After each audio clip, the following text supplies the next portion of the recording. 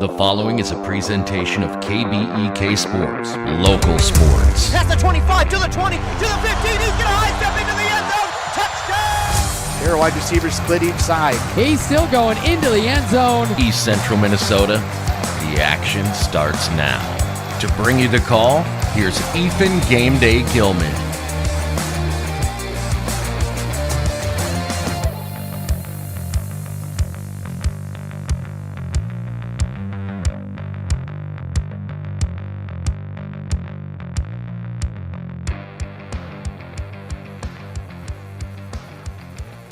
Good evening, ladies and gentlemen, and welcome inside North Branch High School for tonight's doubleheader basketball here on Nice 95.5 FM KBEK. Of course, I am Ethan Game Day Gilman, and I'll be bringing you all the action from this doubleheader inside North Branch High School as the North Branch Vikings host the Chisago Lakes Wildcats.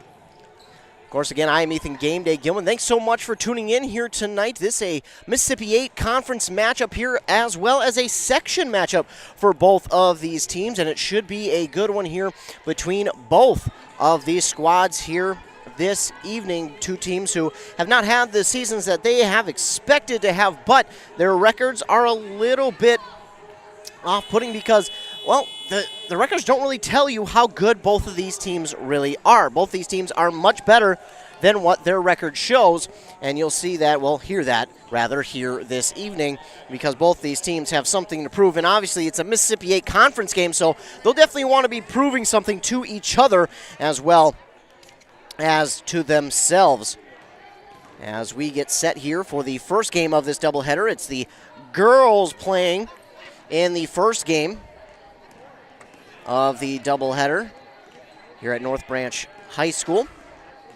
And you know what? I don't believe I have actually broadcasted a basketball game from North Branch High School yet. So I believe this is my first game broadcasting here at North Branch High School. So a brand new broadcasting debut for me here at North Branch High School. I'm very excited for this one. It's a doubleheader, and it should be a fun one as well. You've got two very good teams in the boys and girls side of things.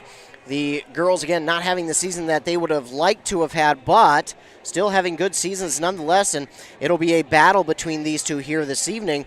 Then for the boys, on the boys' side, man, we're going to see a lot of high-flying action between the boys once they start. But as we talk about the girls, I try and buy some time while I'm getting the starting lineups down here for both of these squads, as they do have it ready on the scoreboard. But again, while I continue to buy time, we'll again let you know this game is audio only due to the rules here at North Branch High School, and because we want to come back and broadcast here sometimes, we would like to come back. We're going to abide by their rules and only audio only. But North Branch and Chisago Lakes, a Mississippi 8 conference matchup, a Section 7 3A matchup. In North Branch on the season is 2-6. Chisago Lakes is 1-8. Now the difference is Chisago Lakes is 1-0 in the section. North Branch 2-2. Chisago Lakes on the season, again, 1-8. They scored just over 40 points per game and allow about 65.5 points per game on the year. Their lone win came against Hibbing, who has worked their way into this section oddly enough. It's kind of a weird way this section has worked this year. They've added Hibbing into it, who went up a class to 3A for basketball. So a little bit interesting and different this year. But they got that win at home in Lindstrom at Chisago Lakes High School over Hibbing, 43-38. Other than that, their first 5 games they lost to St. Croix Prep, St. Agnes. Those are two very good teams in AA. Then to Matamidi, a big 3A school. Then to Pine City and Monticello. Monticello, a very good girls basketball team. That Monticello squad for years now has been near the top and pushing for state each and every year. In fact, they're ranked 5th in Class 3A. They're 11-1 on the season. Their lone loss came to Delano, another 3A school. And yes, Delano is ranked number 1 at 12-0 in Class 3A. So that just kind of gives you a look at the teams and who their common opponents are and who they've played and kind of how tough each game is. But as I mentioned, then they won against Hibbing on December 15th before falling in 3 straight games to St. Paul, Como Park, Cambridge Isani, and Malacca. That has been the season so far for Chisago Lakes, and other than the lone win, it's been a tough one for Chisago Lakes, kind of a rebuilding year or a regrouping year, if you will, a growing year. There's the better term for it, a growing year for Chisago Lakes this year. They've had a pretty good split between home and away games. Lindstrom, they've had about, looks like 5 games there and then 4 games on the road up to this point, but this one would be their 5th, so this would make it even on the year at 5-5 for home and away games. Their next game will be next Tuesday on the road at Princeton before wrapping up that week next week at home against Cambridge Isani, who again they already lost to at Cambridge Isani 66-49. For the North Branch Vikings, again, 2-6 on the year. Those 2 wins came in the section. They are 2-2 in the section. So again, the record really doesn't tell you the whole story with this North Branch squad, and I'm ready to tell you more of the story as this game is close to getting to underway. North Branch on the season scores about 53 points per game. They give up about 54. A very good defensive team here in this Vikings team, only allowing 54 points per game. There are a few above them in the section or in their section, but in the class alone, that is right smack dab towards the top, if not just towards the middle of the section in scoring defense. So a very good defense here for the North Branch Vikings. They opened up the season with a loss against Sauk Rapids Rice on the road, then won against Duluth Denfeld. That was their section win. Then they lost 2 in a row to a very good Two Rivers team, and then a Rock Ridge team that has just had a fantastic start to the season. Then they beat Hermantown 53-49. And then they'd have a 1-point loss against Big Lake, who is out of Section 5-3A, 55-54. That was a close one in a game in which I had talked to their head coach, Joe Lattimore, and he said, man, that's one we felt like we really should have had, a game in which we really thought we were going to have, but they were down by a chunk at halftime and then came back and nearly won the game. So they'll be looking to make that up here as the season goes on. Unfortunately, they won't get to play Big Lake. They will get to play Big Lake, rather, again, later on in the season, January 3rd. Well, maybe. I don't know. They've got 2 on the schedule. But so after that loss, then they would go on to lose to Grand Rapids and Becker. They lost to Grand Rapids here at home by 4 points and then to Becker by 15. So it's been kind of an up and down year for this North Branch Vikings squad. Again, it's a co-op of North Branch and Rush City. So the North Branch Rush City co-op, as it's been fun to watch the girls from Rush City come join this team and get along real well, and how they have just grown this team since the beginning of the season. Of course, Kayla Diedrich from Rush City scored her 1,000th point this year. I believe that was in their second game of the season. She was able to accomplish that career feat, and they're hoping that she can just continue to add on to that as the season goes along. We got about 2 minutes and 40 seconds before the true start to this game, and then the pregame warm-ups will have been concluded, and then we'll get our starting lineups plus our national anthem, and then we will be underway. But again, here at North Branch High School, a Mississippi 8 conference game between the North Branch Vikings and the Chisago Lakes Wildcats just about to get started here in this beautiful gymnasium that is quickly starting to fill up. Everybody has come to see this matchup, which, again, it should be a fun one. And then after this game concludes, it will be the boys' turn. The boys will get after it. The boys for North Branch had a hot start to their season, and I don't want to say they've cooled off, but they have just faced some really tough opponents. And we talk to their head coach, Todd Dufault.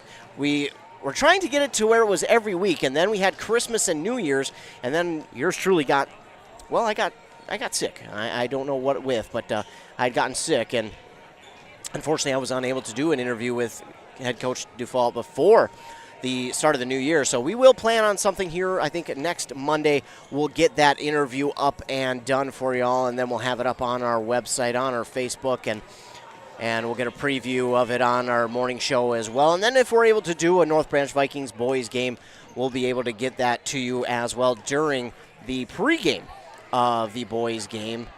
Of course, that's when I like to get those interviews out and running, is pregame, because then it gives me more time to do some last-minute research and get some last-minute things written down, and Also, it just gives you some time to listen to the head coach and what he has to say about the teams and about how he feels that they have performed and what they would like to see different and maybe even better, or what they have been doing well. So our pregame warm-ups have just about concluded. We will get our starting lineups.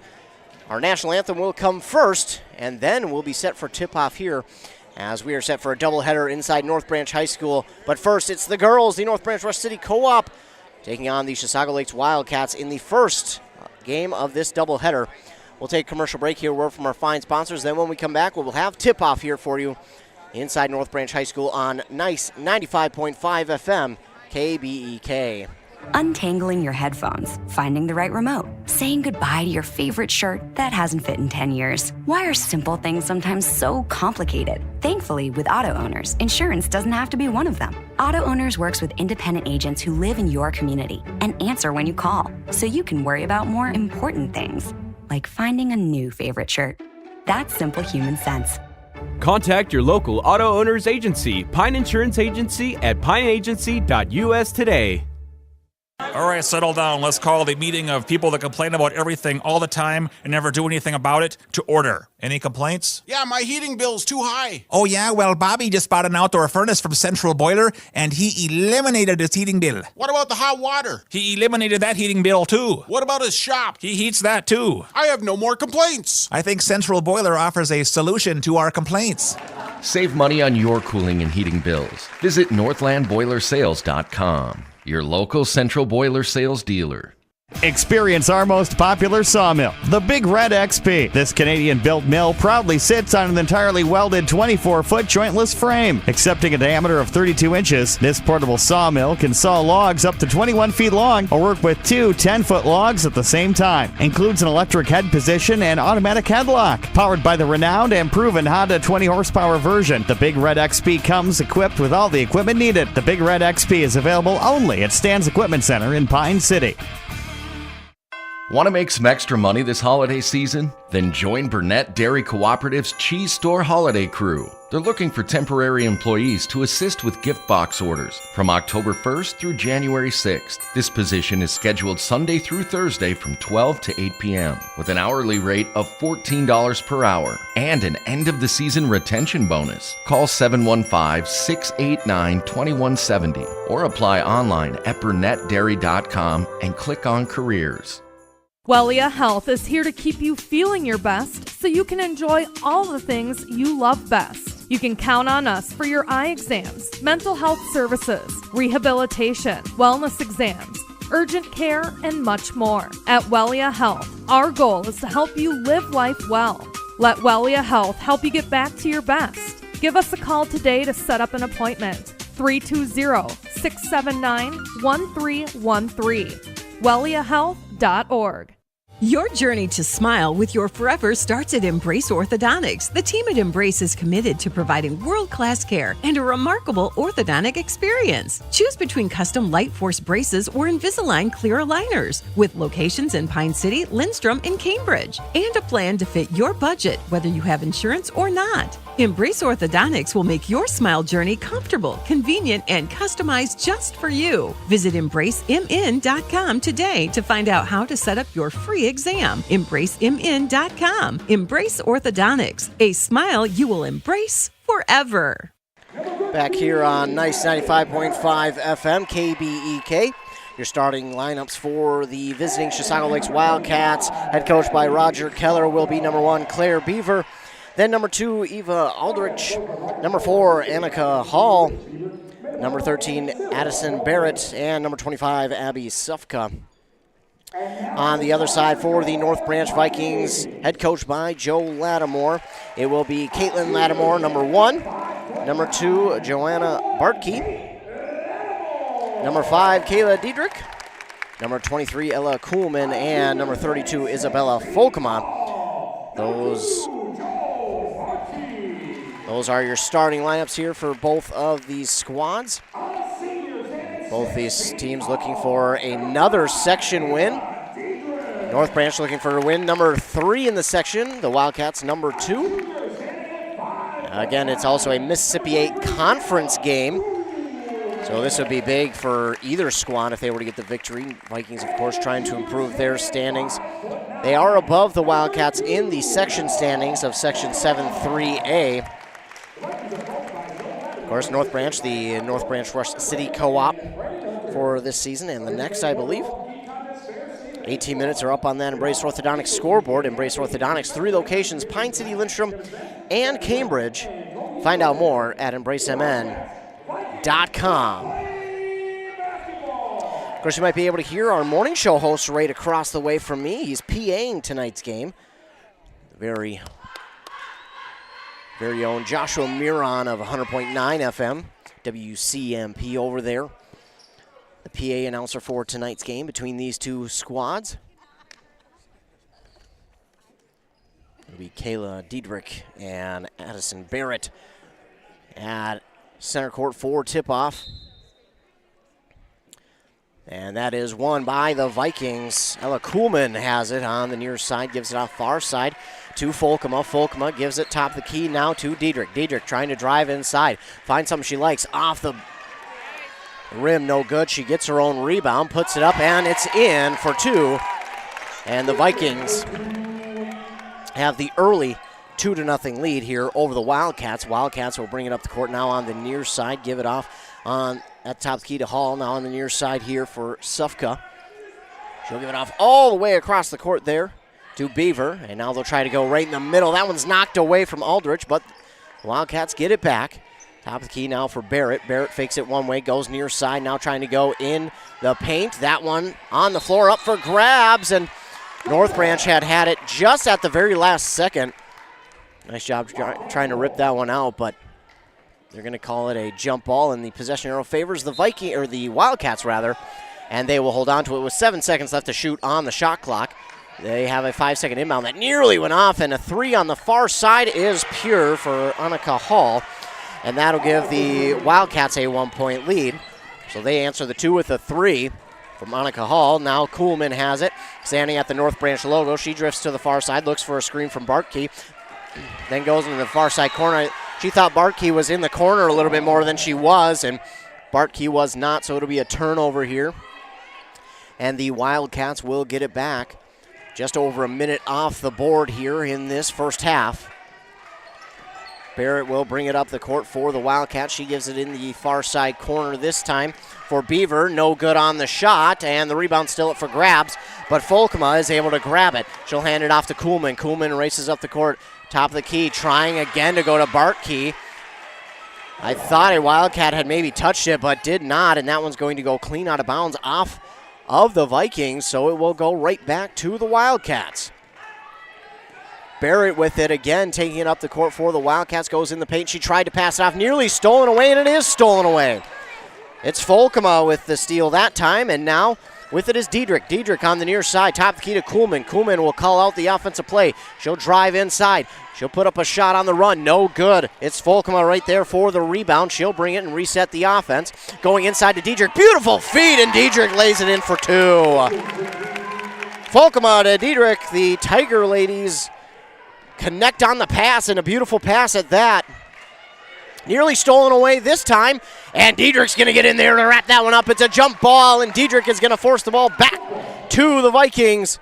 Kayla Diedrich saw that ball up for grabs, quickly went after it, and the possession arrow favors the Vikings, and they'll get it back leading 4-3.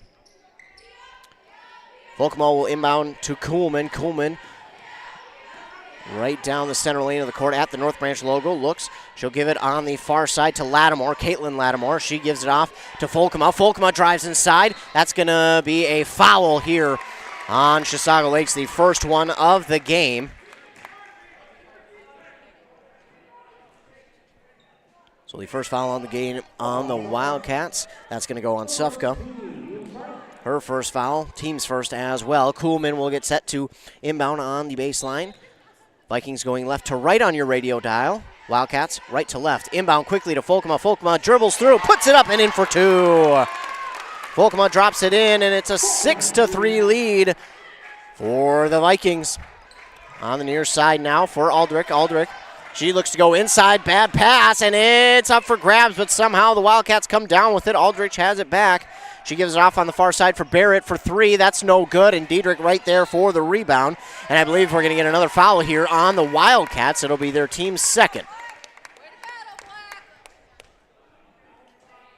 They're going to get this one on Sufka again. That's her second.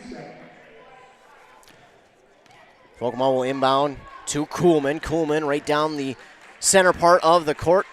Gets it off far side to Diedrich. Diedrich drives inside, lays it up there. No good. Rebounded by Aldrich. And racing up the court, here comes Barrett. Barrett driving in, lost the ball, and that ball's up for grabs. I believe Lattimore had it. And no. They're going to say jump ball, and the possession arrow turns back towards the Wildcats. And now we'll have a conversation at the scorers table. I don't think the possession arrow went back to the Wildcats the last time the ball was turned over on a jump ball. So I think the arrow just forgot to change. It looks like that was the case.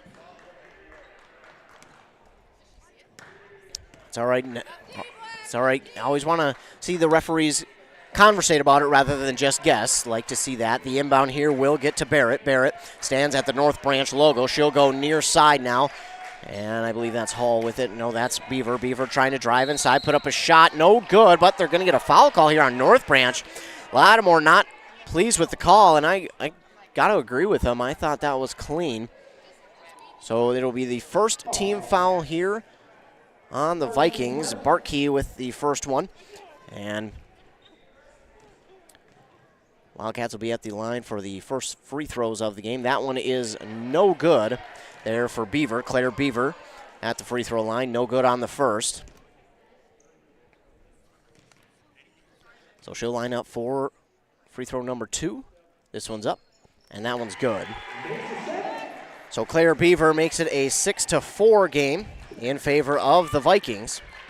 As Kuhlman will bring it back up the court. Diedrich now on the near side. She'll dribble towards the paint, gives it outside to Folkema. Folkema driving inside, gives it off near side to Barkey. Back on the elbow for Folkema, going inside to Lattimore. And as that pass got to Lattimore, we get a foul here on the Wildcats.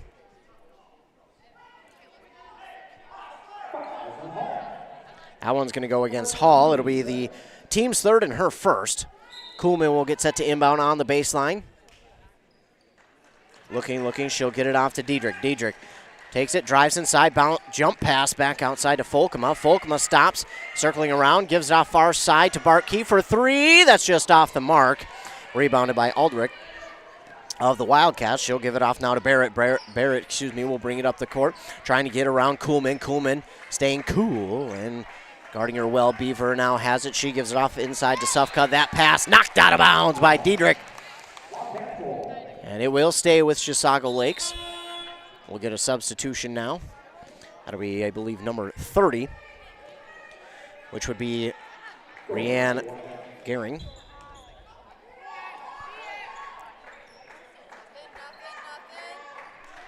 Inbound comes to Hall. Hall pauses, waits, dribbles once, gives it off to Beaver on the far side. Beaver trying to drift into the corner. That ball again knocked out of bounds by a member of the Vikings.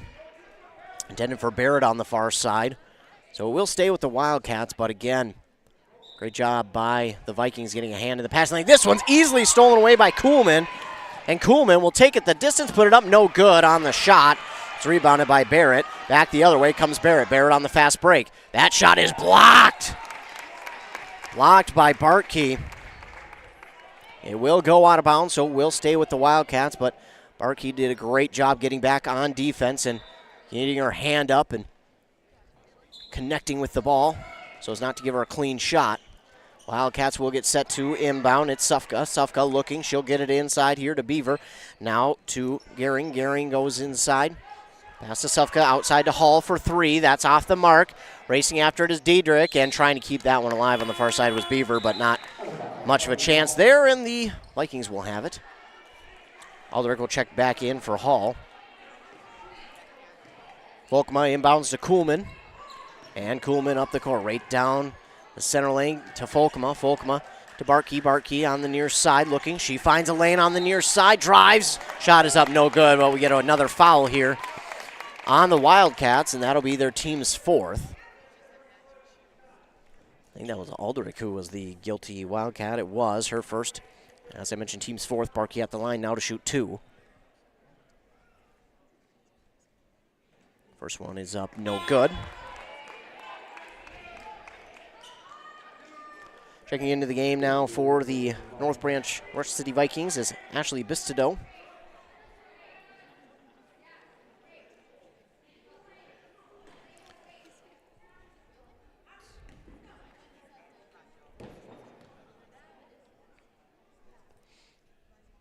Barkey pauses, shot is up, no good.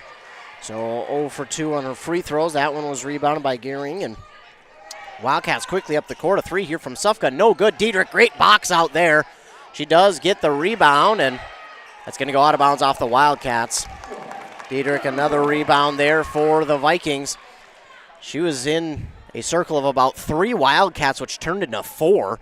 She tried to keep that ball safe. Luckily, that one went out off of a member of the Wildcats. Now with it, Bistido, she almost lost it, gives it off to Diedrich on the far side. Diedrich gets skinny there through the 2 defenders and misses on the shot. Gehring with the rebound for the Wildcats on the far side. It's Sufka. She'll give it off now to Barrett. Barrett back to Sufka on the far side corner. Now back to Barrett. Barrett loses the ball, gives it off to Sufka, though, just enough. And that ball up for grabs again. We're going to get 2 ladies on the floor, and that will be a jump ball call, and it will be Vikings ball. Great job there by Folkema. Hitting the cold, hard floor, but making sure her team gets the ball back. 6-4 is the Vikings lead on that Embrace Orthodontics scoreboard. Diedrich gets past deep in the corner on the near side. Now gives it off to Kuhlman. Now back to Diedrich. Far side corner, no good. Rebound there by Barrett. She rips it away from a Viking. Working up the court. Gives it off near side here to Gehring, and that's no good. Diedrich, easy rebound. Now to Kuhlman. Kuhlman fakes the pass. Layup is up and good. Ella Kuhlman lays it in for 2. It's 8-4. Barrett gives it off far side to Sufka. Sufka, look, she shakes off her one teammate, then gives it top of the key to Claire Beaver. Now going back here to Aldrich. Aldrich puts a shot up, no good. And Folkema has the rebound. She'll hand it to Kuhlman. Kuhlman sees something she likes, gives it off to Diedrich. Diedrich had to get through a defender, and that one going to be a charge call on Diedrich. And Diedrich will be the guilty Viking that time.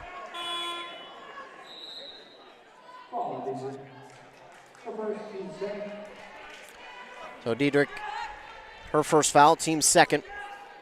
Wildcats will get the ball back. Hall does check back into the game now. She hasn't. She'll bring it up the court. Gives it off on the far side to Beaver.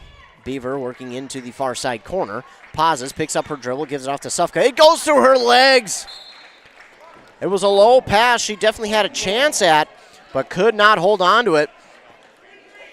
And it will be a turnover. Vikings will get it back. 8-4, 11:41 left here in the first half on that Embrace Orthodontics scoreboard. They'll leave you with a smile you embrace forever.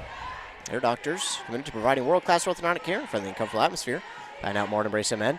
Pass in the corner for Diedrich, and then a nice pass underneath to Caitlin Lattimore for 2. That'll make it 10-4. Far side pass for Beaver into the corner for Sufka. Sufka pauses, looks, goes all the way across the court to Hall. Hall wanted the 3 instead. She'll give it off now inside to Sufka. Sufka's shot, no good. Taken by Caitlin Lattimore. And she'll give it off to Kuhlman. Kuhlman goes far side with the pass to Diedrich. Diedrich puts up a shot, no good. Oh, and another call there. They're going to get Diedrich for that one. Lattimore not too pleased with that call. Man, that's an iffy one there. I don't know about that one. Diedrich going to get her second foul of the first half. Yeah, that's a tough one. I don't know. I thought she was there before the defender. Hall will give it off far side. I believe that is someone new in for the Wildcats. That looks like number 10, which would be McKenna Thorson. This one nearly stolen away. Going to go out of bounds, but last touch by the Vikings.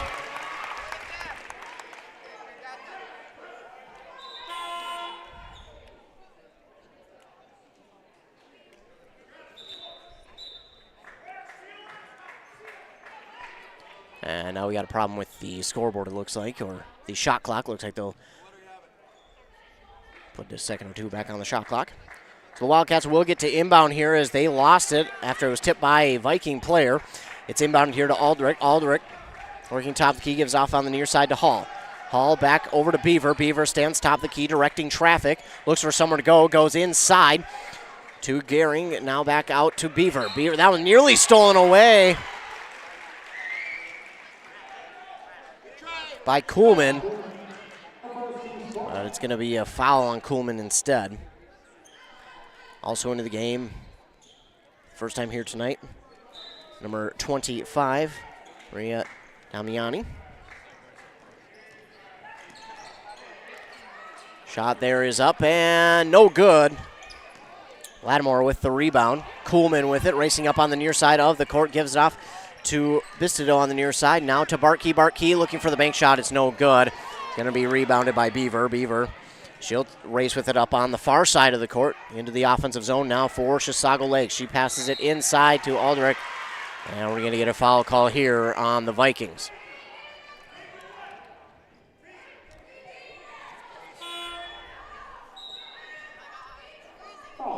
That one on Bartkey again.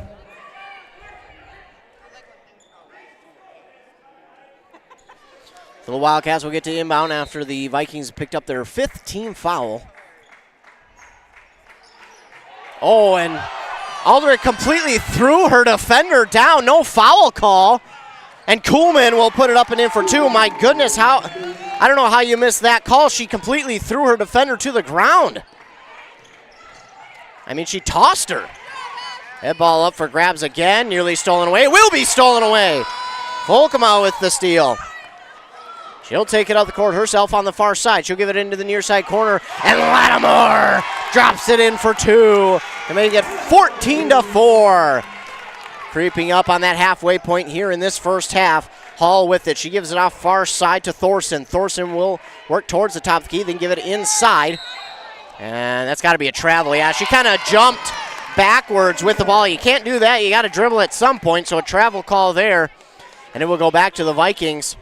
Looks like we get a sub here for the Wildcats. Barrett will check back into the game for Thorson. Maybe one more. Yeah, we will get one more. Luciana Azelson.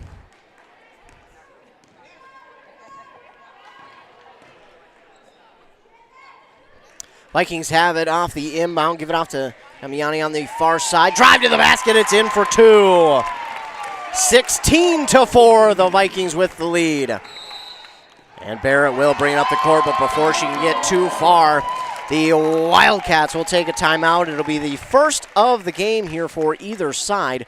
And with 9:13 left on that clock here in the first half, on that Embrace Orthodontics scoreboard, your Vikings lead 16-4.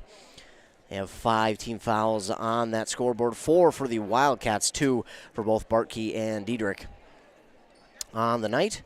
But leading the way is actually 3 players with 4 points, Lattimore, Diedrich, and Kuhlman. Rebound-wise, it's Diedrich who has 4.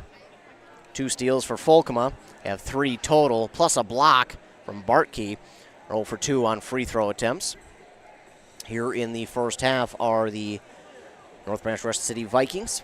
Head coach Joe Lattimore will get an opportunity to talk to his team as well. Chisago Lakes, of course, head coached by Roger Keller. Timeout is over, and both teams will work back out onto the court.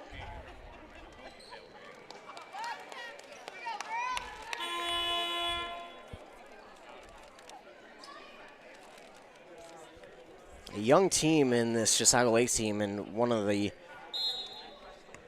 signs of that is Hall is only an 8th grader playing on the varsity level, and credit her, she has more than likely, well, not more than likely, she has earned it for the Wildcats. They will drive it inside to Aldrich, and she'll give it back outside. It's stolen away. Kuhlman out of nowhere. Shot in for the steal. Now she'll give it off here to Bistido. On the near side, she gets around one defender. Wanted to go to Lattimore, and now we've got a whistle and a travel call here on the Vikings. So it'll be a turnover and go back to the Wildcats. Hall will get set to inbound. She does here to Barrett. Barrett takes it down Main Street. Now she'll give it off to Hall. Hall wanted to drift back towards the top of the key, then gives it back to Barrett on the near side. She'll drive inside, pass underneath, nearly lost, but on the far side, Hall will throw up a shot at the rim. It's no good. Kuhlman with the rebound. Damiani has it in some traffic and then throws a ball at her teammate. It was stolen away by Sufka, and then the foul there on North Branch because of the fact that they were just trying to go after him, prevent the steal, but Caitlin Lattimore will pick up her first foul and the team's 6th. One away from putting Wildcats in the bonus. That might not be the best thing here. You never want to see it if you're a coach, but that might give the Wildcats life here late in this first half. That ball going to be knocked out by the by the Vikings, and Wildcats will hold on to it. They'll look to inbound. Remember, you only got 5 seconds to inbound. They just get it inbounded before that 5 seconds. And the shot up, no good. And she traveled. The shot was down. It went through, but the referee says, nope, she didn't. It's a travel.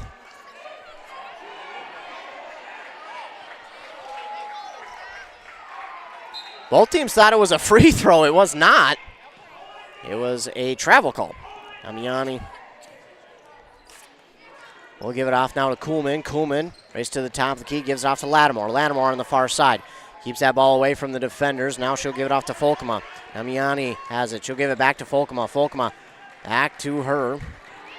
Maria drives inside. Shot is up and good off the backboard to make it 18-4. Barrett with it. Gives off far side to Sufka. Oh, that is not Sufka. Excuse me. That's Hazelson. Shot there, no good by Aldrich, but she was fouled. She'll go to the line and shoot 2. It will be the 7th team foul now on North Branch. That will put Chisago Lakes in the bonus, and it's the 2nd on Caitlin Lattimore, so 3 players with 2 fouls now for the Vikings. Again, Aldrich at the line. They're 1 for 2 for 3 free throws here this evening. That one's no good from Aldrich. Make it 1 for 3 now. Quick substitution as Lattimore will get a rest. Peyton Stannert will work into the game.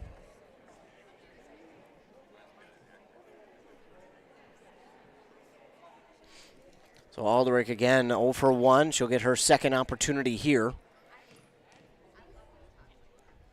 This one is up and Banks in. So it's now 18-5. Vikings still lead on that Race Orthodontics scoreboard, but we get a steal and 2 there that time by Barrett to make it 18-7. A little bit of full court pressure now by the Wildcats. Kuhlman has it. She works the defender off of her just a little bit. She drives and then gives it back to Damiani now on the far side. It's Stannert with it. She'll give it off to Bistido now to Folkema. Folkema back to Damiani. She'll work around a few defenders, trying to find that lane to work inside. She'll give it back to Kuhlman. Kuhlman dealing with some physical defense by the Wildcats. They only have 5 seconds to shoot the ball. Kuhlman's going to put up a shot that's no good. And racing after the rebound was Bistido, but that's going to roll out of bounds. So we'll go back to the Wildcats. Claire Beaver will check back into the game for Chisago Lakes. Barrett has it. And she'll jog it up the court. Under 7 minutes to go here in the first half. 18-7, Vikings with the lead. Beaver has it, goes inside. Aldrich trying to get around one defender, spins back around. Shot is up, no good. Oh. Foul call there on North Branch. And that was really close. It'll be the 8th team foul. They're going to call it a shooting foul, too, this one on Stannert. So Aldrich back to the line for 2 again.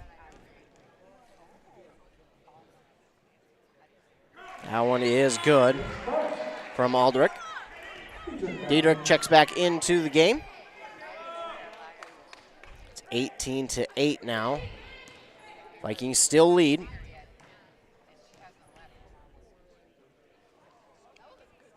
Aldrich rattles that one home as well, so drops them both through, and it's 18-9. Again, full court pressure here from the Wildcats. That one's no good on the inbound, stolen away by Aldrich.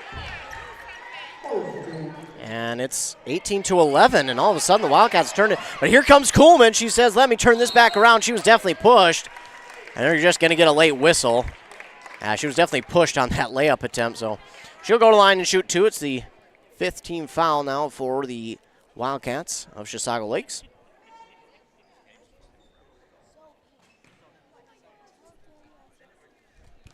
Aldrich with her second. Kuhlman's good on the first one.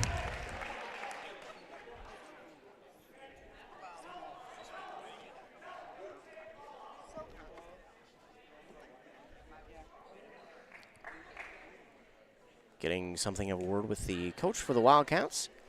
Had a question and gets answered. And Kuhlman is good on both. She delivers to make it 20-11. Now we're going to get a whistle and a substitution, it looks like. Late substitution. Bartkey will come back into the game for the Vikings. 6:20 to go here in the first half on that Embrace Orthodontics scoreboard. And here comes Barrett.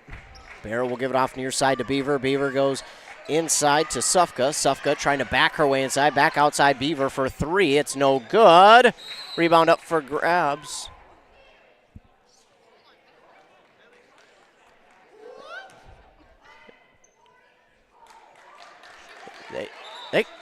No way. They just called a foul on North Branch? Wow. I didn't see a foul there. I saw rebound attempt, but no foul. Well, Sufka will now be at the line for two for the for 1-1, excuse me, for the Wildcats. Her shot is no good. Rebounded by Aldrich, who puts it back. In for two. It's 20-13. Diedrich with it, working around the defender, and she's going to get the foul call on the Wildcats. It'll be their 6th team foul. That one's going to go against Barrett, her first. Lattimore will get back into the game. Or Stannard. And Lattimore will inbound. She'll get it into Kuhlman. Kuhlman trying to work around Hall. Uses that speed, then jump pass over to Diedrich, far side for three. It's no good. And a rebound there by Sufka for the Wildcats. 20-13. Sufka races, gives it up on the far side. Shot is up from Barrett, and it drops through. 20-15 now. 5.5 minutes to go. Wildcats have really turned this thing around here in the first half after trailing by double digits. They have since come back and made it a 5-point deficit for themselves, but Vikings have it back. Kuhlman along three, and it's good! Ella Kuhlman for three, and quickly up the court. The pass there to Sufka, stolen away by Ella Kuhlman. Her second steal, she drives inside, shot is up, and good! Plus the and one.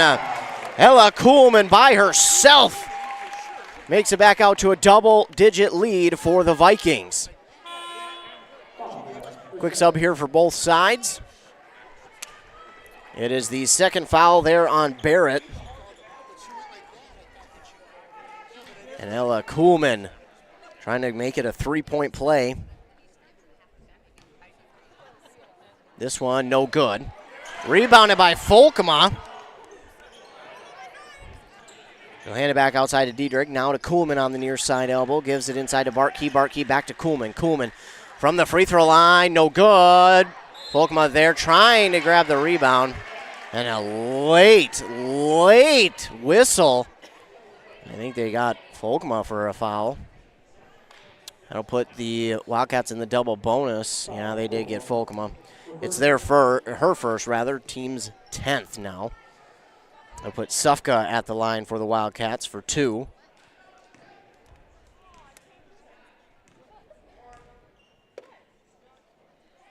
First one's no good, off the front of the rim.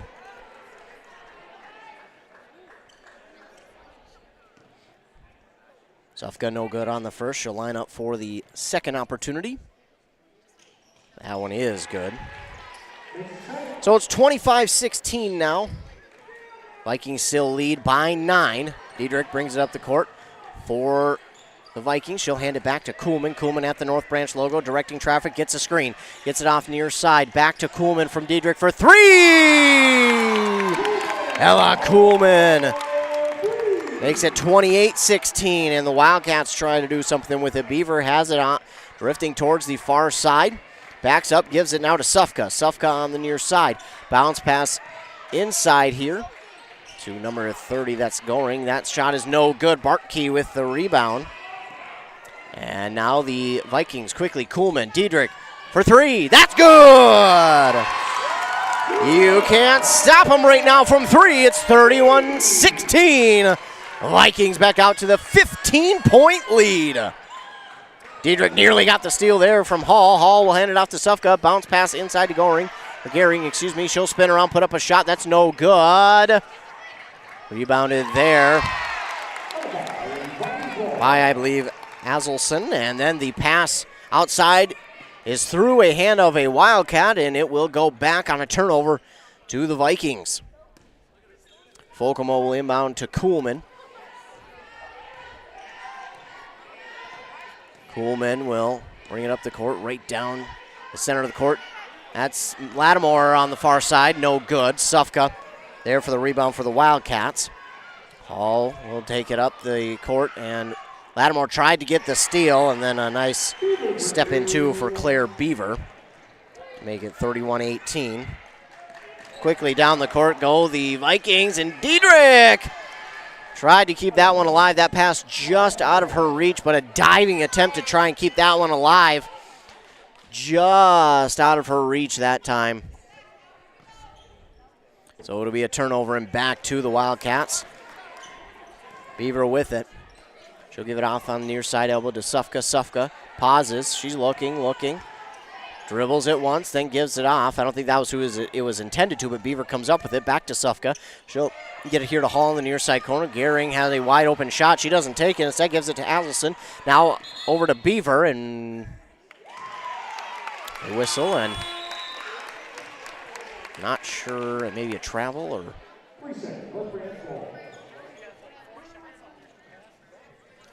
So the Vikings will have it back with just under 3 minutes to go here in this first half. Folkema looking to inbound it. She does to Kuhlman. Full court pressure here by the Wildcats. Kuhlman looking for some way around. Sufka gets a screen, goes the opposite way of the screen, gives it off to Folkema on the far side. Now to Bartkey. Bartkey back to Kuhlman. Kuhlman picks up her dribble inside to Bartkey. Bartkey had a shot, and it was just, simply stolen away there. I believe that's Hall, who will get credit for the steal. And then she puts up a shot that is no good. Rebound up for grabs. And taken by Aldrich. Her shot no good. And by Aldrich again, it gets the rebound. And Diedrich fighting for the rebound. Gonna knock it out of bounds. And it will stay with the Wildcats. 2:15 to go, 31-18. Vikings lead on that Embrace Orthodontics scoreboard. Sufka, will get set to inbound. She looks, she'll give it over to Beaver. It's tipped, stolen away by Lattimore. Lattimore with the steal. Goes inside to Kuhlman. Kuhlman throws it at the basket, no good. Late whistle, I believe Kuhlman got fouled. Not sure if this will be a shooting, it will be a shooting foul, as it's the 8th team foul and the 3rd on Aldrich. For the Wildcats. Kuhlman at the line for 2. First one by Kuhlman is up and good.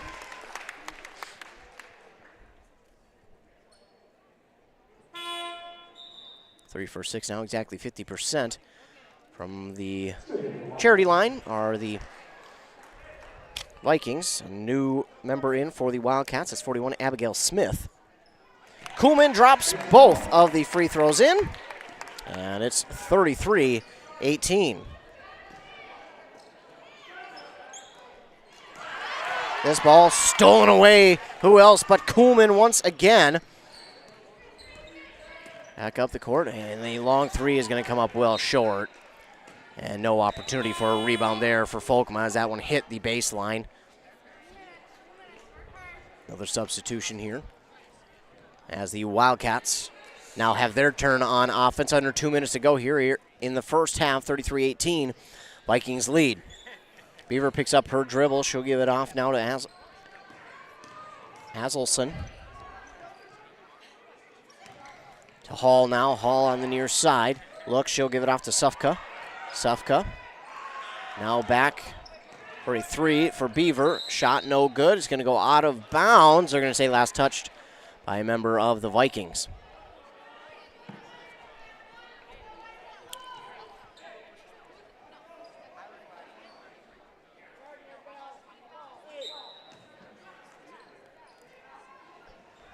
Wildcats will get set to inbound. I was a little confused. We had one ref. I don't know if he was looking at the shot clock, if he was saying that it should have been possession the other way. Not sure. But either way, on the inbound, the Wildcats take 5 seconds, and nearly 5 seconds there for the Vikings, but get it off to Lattimore. Lattimore looking for Bartkey, and just kind of throws that one away. Bartkey just out of reach of that pass. And another turnover here will go back to the Wildcats with 1:20 to go here in the first half. Beaver gives it off on the far side there for Hall. Now over in the corner for Azelson. And that shot no good. Lattimore is there for the rebound. She hands it off to Kuhlman. Kuhlman again bring it up the court for the Vikings. Hall's out of play. Looks, pass inside to Bartkey. Bartkey, shot no good. Rebounded there by Azelson. Quickly up the court to Beaver. Beaver trying to drive inside. Pass it to Hall. Hall gets around one defender. Back outside to Beaver for three, and that'll come up short. No good, and that one's going to be out of bounds. Last touch by the Vikings.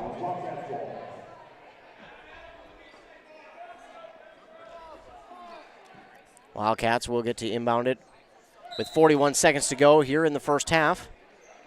Sufka, looking, trying. That's 5 seconds again. And the Vikings force another 5-second violation on the inbound. So the Vikings get it back and quickly inbound here to Bistodeau, now to Kuhlman. Kuhlman finds a lane, loses the ball. Nice pass to Bartkey. Bartkey, she had a bunch of physicality on her, and a great shot there from Bartkey. She gets it to fall, plus the and one.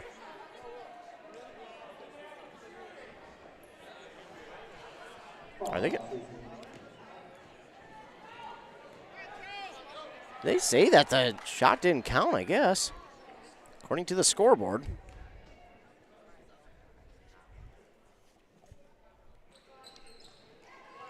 So a 1-and-1, no good on that one from Bartkey. Rebounded by Lattimore, and then a three from Ella Kuhlman to make it 36-18.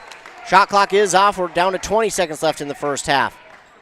Far side, the Wildcats have it. And, oh, my goodness.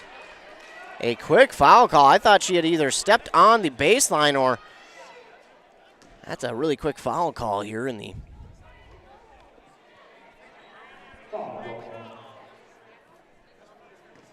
Foul there on Folkma. First one is up and no good.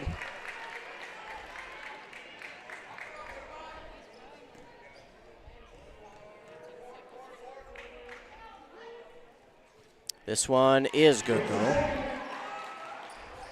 So 1 of 2 there to make it 36-19.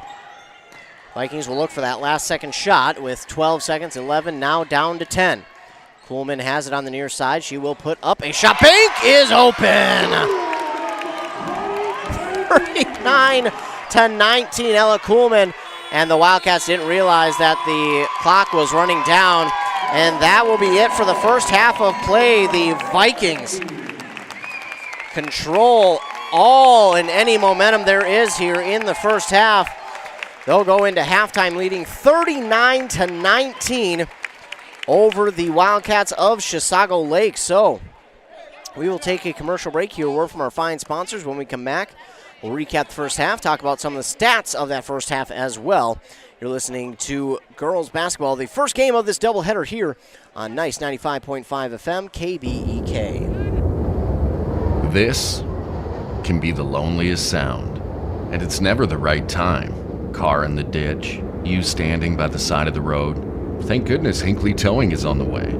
24-hour service, experienced drivers, and state-of-the-art trucks. Put their number in your phone before you need it. Hinckley Towing, 320-385-4049. 320-385-4049.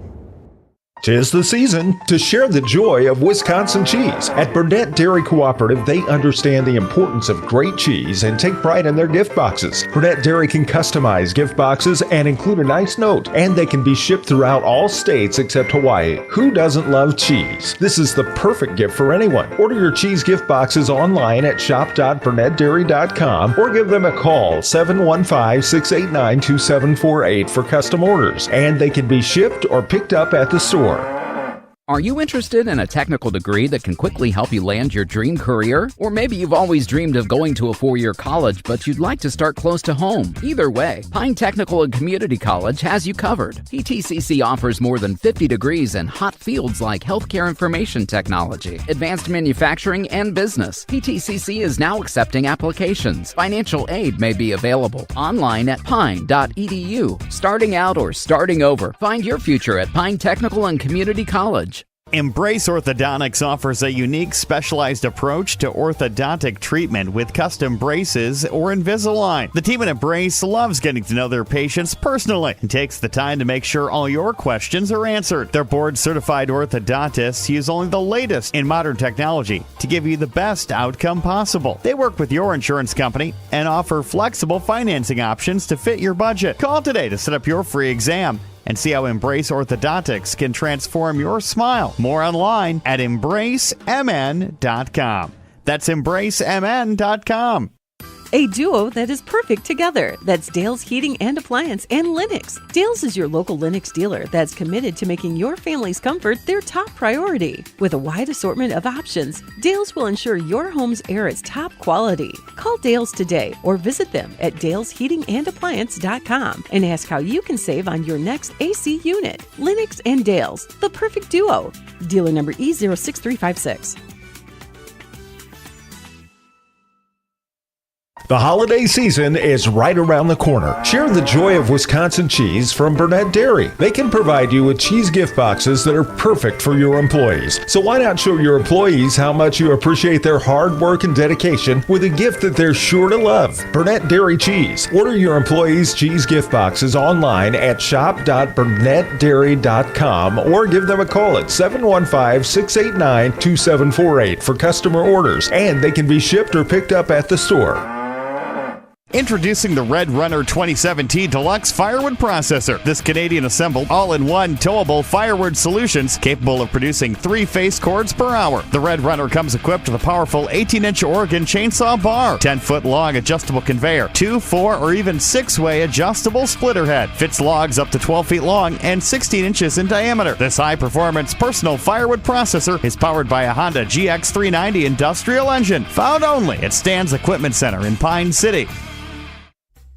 Dale's Heating and Appliance, your local heating and appliance expert, is committed to making your family's comfort their top priority. And now you can add water softeners to their list of expertise. Dale's now offers water softener sales or rentals along with installation, service, and salt delivery. So if your home needs quality water, make the call to your already trusted experts at Dale's, or just visit dalesheatingandappliance.com. dalesheatingandappliance.com. A&W Restaurant Pine City is still making fresh root beer, that signature item since 1919. It's still made fresh and on-site with real cane sugar and a blend of secret ingredients. It doesn't get any better than this. Their world-renowned A&W root beer is a classic treat, and they can top it off with creamy vanilla soft serve to be known as the famous A&W root beer float. Now that's smooth, tasty, and refreshing. An American iconic A&W root beer float. It never tasted so good. A&W Restaurant Pine City. Come grab your root beer float today. Aw, man. Hinkley Collision. Hell no. My new car? Hinkley Collision is the right decision. Fender benders, major accident damage, or hail damage. Hinkley Collision is the right decision. With 24/7 towing and fast, friendly, professional service, their collision department will get you back on the road in no time. With decades of experience dealing with insurance carriers, make the call today. 320-384-7002. 320-384-7002. Back here on Nice 95.5 FM, KBEK at halftime. The Vikings lead over the Wildcats 39-19 here in the first game of this doubleheader. It's the girls playing first in this doubleheader, and the North Branch Rush City Co-op leading Chisago Lakes here at halftime. The Wildcats were led in scoring by Eva Aldrich with 7, and then 4 for Addison Barrett, 3 for both Annika Hall and Claire Beaver, and 1 for Abby Sufka and Abigail Smith, who added those points via the free throw. They were 6 of 11 for free throws there in that first half, were the Wildcats, and led in rebounds by Aldrich with 5. They had 4 steals, and I think they had 8 or 9 team fouls there in that first half as well. So the Wildcats, they did make a little bit of a comeback there towards the middle part of the half, but that was quickly erased as the Vikings turned it up at the end of the first half and went on a nice run of their own to get them now out to a 20-point lead.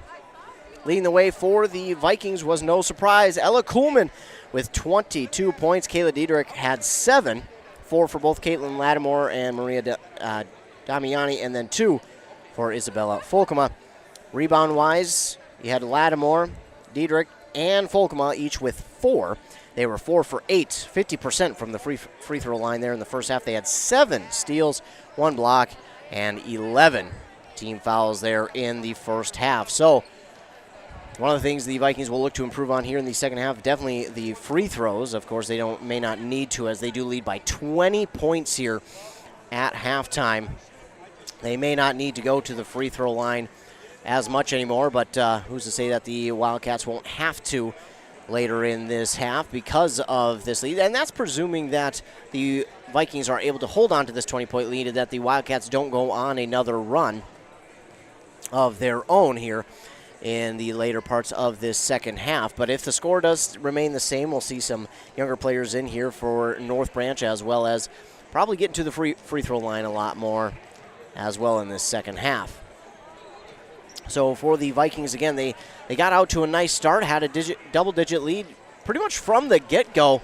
10-point lead, it turned into 15 points, and then towards the middle part of the first half, the Wildcats started to make a little bit of a comeback, and a lot of people in here were thinking, man, are the Wildcats going to be able to pull this off and make their way back here into this game? Well, then the Vikings turned it on and really erased any chance of that happening, and the Vikings lead now by 20. It was a 5-point lead at one point for the Vikings only, considering they were up by 15. For it to shrink all the way down to 5 was huge, and the Wildcats, again, they looked like they had a bunch of momentum. They looked like they were poised for the comeback, but nice job by the North Branch Vikings of shutting that down real quick and getting themselves back out to the double-digit lead, now 20 here at halftime. Again, the Vikings and Wildcats battling here in the Mississippi 8 Conference, and as well as the Section 7-3A. Both these teams, a win would be of the utmost importance for the QRF rankings as they play in the same section and the same conference. So we're just about done with the halftime. I think we'll actually keep it here as we get ready for half number 2 between the North Branch Vikings and the Chisago Lakes Wildcats. Pull up my scoreboard and we should be good to go. Again, Vikings got into a little bit of foul trouble there in the first half. They have, looks like 5 actually players with 2 fouls. Lattimore, Bartkey, and Diedrich each with 2. Folkema with 2, and Stannert with 2 as well. So spreading them out, but still 5 players with 2 fouls. Not ideal if you're head coach Joe Lattimore, but they do have the 20-point lead, so it's not something that's going to bother them super a bunch. As the Wildcats will get set to inbound here as they begin the half with the ball. It's inbounded here to Barrett. Barrett will give it off the near side to Hall. The Wildcats will go left to right on your radio dial here in the second half. Vikings right to left. Jump ball is called as that ball was up for grabs, and the Vikings will get down. That is, again, Folkema, who gets to the floor and grabs it. And it will go back to the Vikings.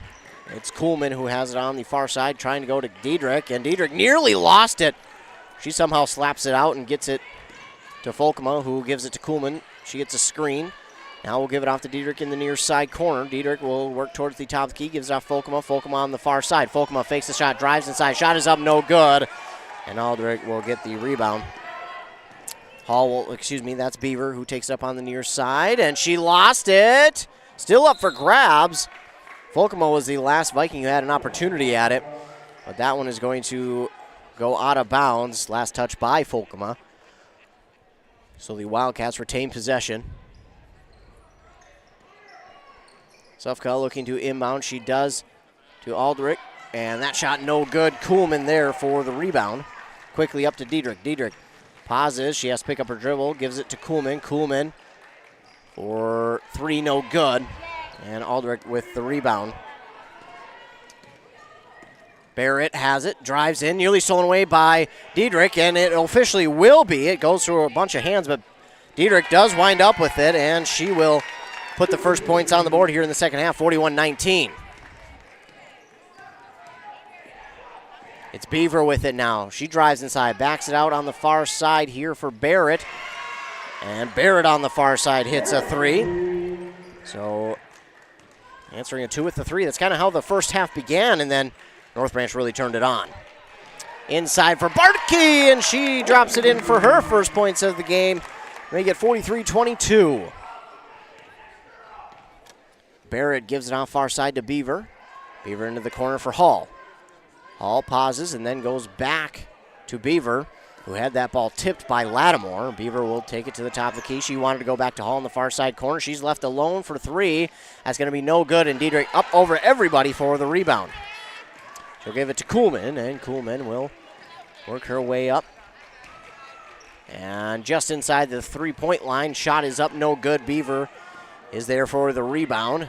She'll bring it up the court herself. Shot is up, no good, and Kuhlman will get the rebound on the missed shot. Quickly up the court, Lattimore left wide open, and she drops it in for two.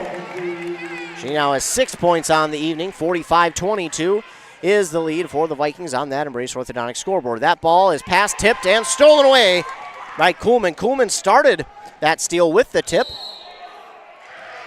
And now she'll drive inside. Shot is up, no good, but Wildcats called for the foul. They're going to call Barrett for the foul. Her third.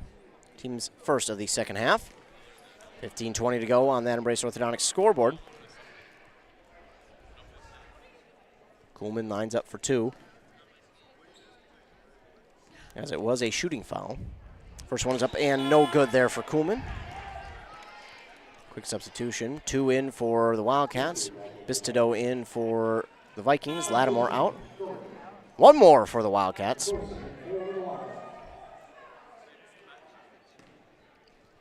As Kuhlman will line up for her second of two. She missed the first, but makes the second.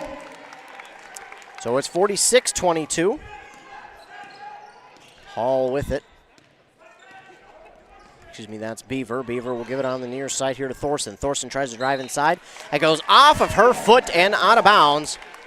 Turnover back to the Vikings. Folkema will inbound to Kuhlman. And Kuhlman drives up the court. She looks far side, gives it off to Bistido. Bistido looks back to Folkema. Folkema takes one dribble, gives off Barkey. Barkey now to Bistido. Bistido inside to Folkema, and Folkema drops it in for two, 48-22. Hall with it, and Hall will give it off to Beaver. Beaver on the near side, top of the key to Thorson. Thorson inside. Gehring, and now back outside to Beaver. Beaver works around one defender. Tries to go up over Bartkey. Her shot no good, but she was fouled. And Beaver will go to line to shoot two. Be the first team foul of the second half for North Branch. That one's going to go against Barkey, her third. So again, Claire Beaver at the line to shoot 2 for the Wildcats. First one is up and good from Beaver. That'll make it 23-48.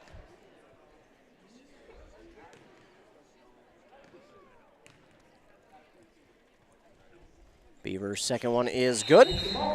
Makes them both. Get a quick whistle. And the Wildcats will take a timeout as well. So right after the 2 made free throws there by Beaver, the Wildcats will call their second timeout of the game. They'll be left with 3 here as we go forward. Vikings and Wildcats both kind of came out hot in this second half.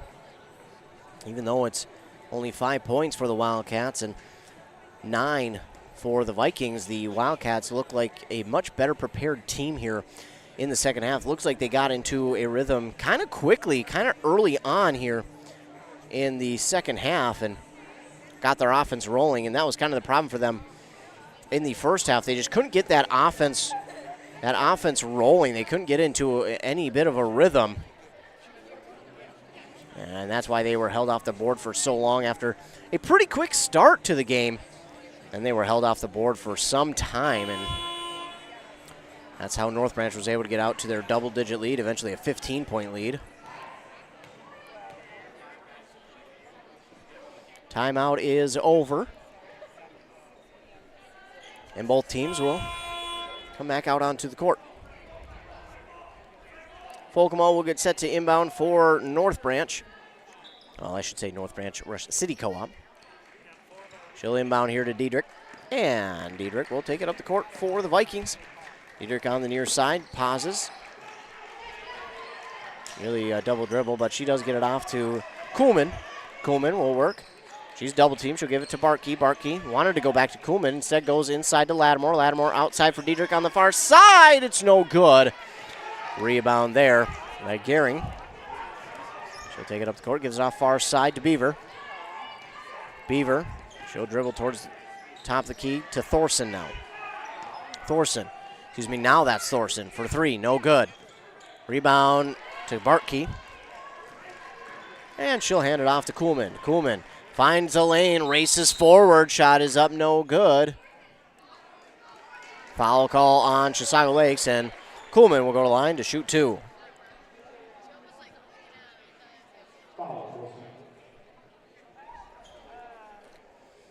That one's going to go against Thorson, her first, and the team's second.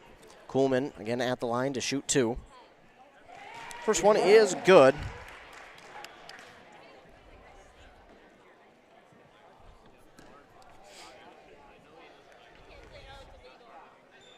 Kuhlman drops them both in. 2 for 2 that time through, and it's 50-24. Vikings with the lead. Hall has it now, or excuse me, that's Beaver. Beaver, she'll look to Hall, but can't get it off to her, and Beaver has it, trying to work around the defenders. She'll work inside, picks up her dribble. She's in some trouble, and she stepped on the baseline, but they're going to call a foul. Had a pretty good view of that there, and she stepped on the baseline. But they say the foul happened beforehand on Folkema. It's her third, team's second. Inbound here to Beaver. Excuse me, that's Thorson. Thorson will give it to Beaver. Beaver near side tries to go through the legs of Diedrich, but goes off her foot. They're going to call kick ball.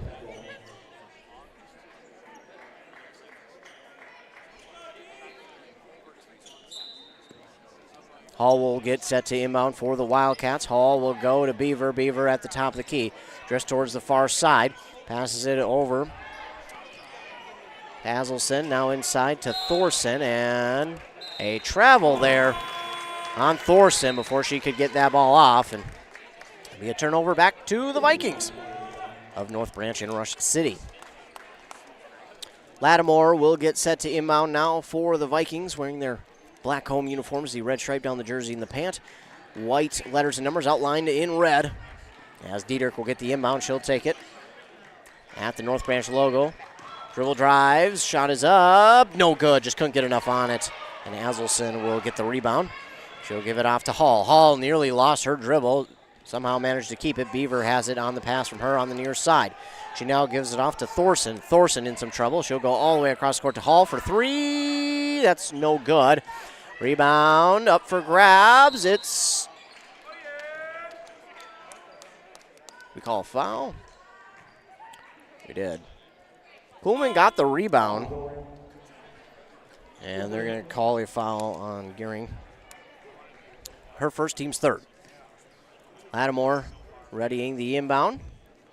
Get it to Diedrich. It's, just tipped over her head, and technically a steal there for another new member of the Wildcats.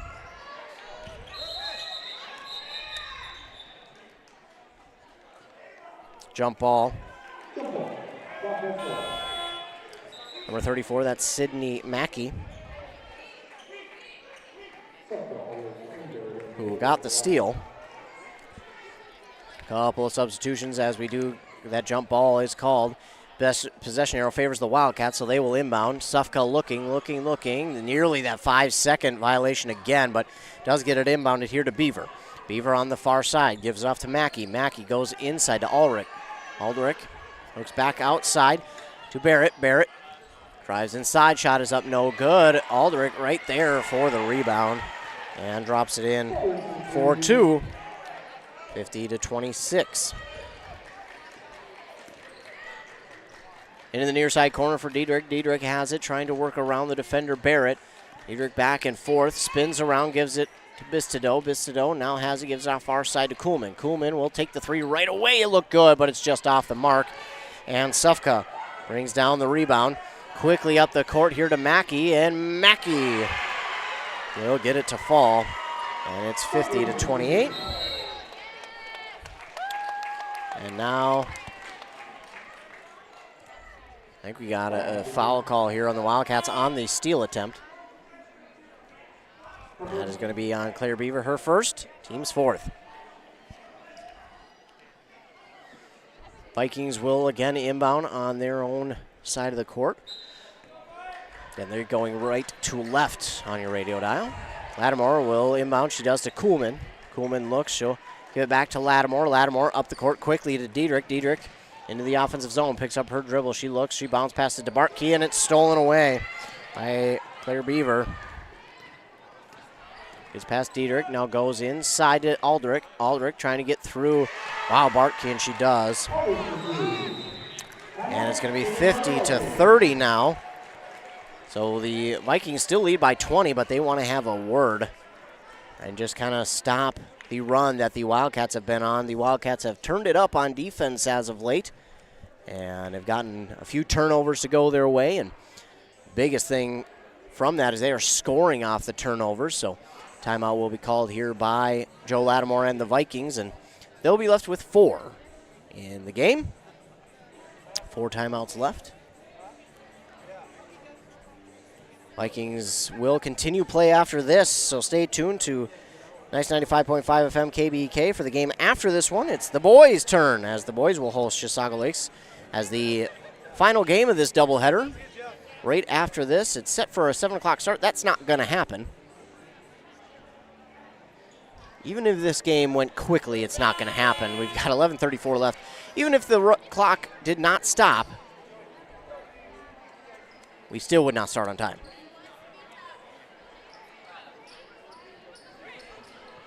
So the boys' game going to start a little bit later, as expected with doubleheaders. There's not a lot of times that the second game starts at the time it's supposed to, or the time that it is said to.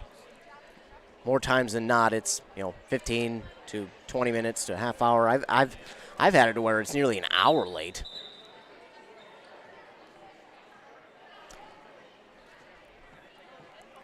Looks like we have possibly a wet spot on the floor. They're trying to dry it up, but it's not quite dry yet. Someone possibly spilled water over there on the Wildcat side. So we get a break in the action. A little bit of a lull here. As there we go. We got a towel now. So the teams will get an extra word with amongst themselves. 50-30 is our score on that Embrace Orthodontics scoreboard. The North Branch Rush City Vikings lead over the Chisago Lakes Wildcats. It's a Mississippi 8 conference game as well as a Section 7 3A conference game between these two teams. It'll be the same again for the boys when it's their turn after this game concludes. Looks like we got it. Looks like everything could be dry.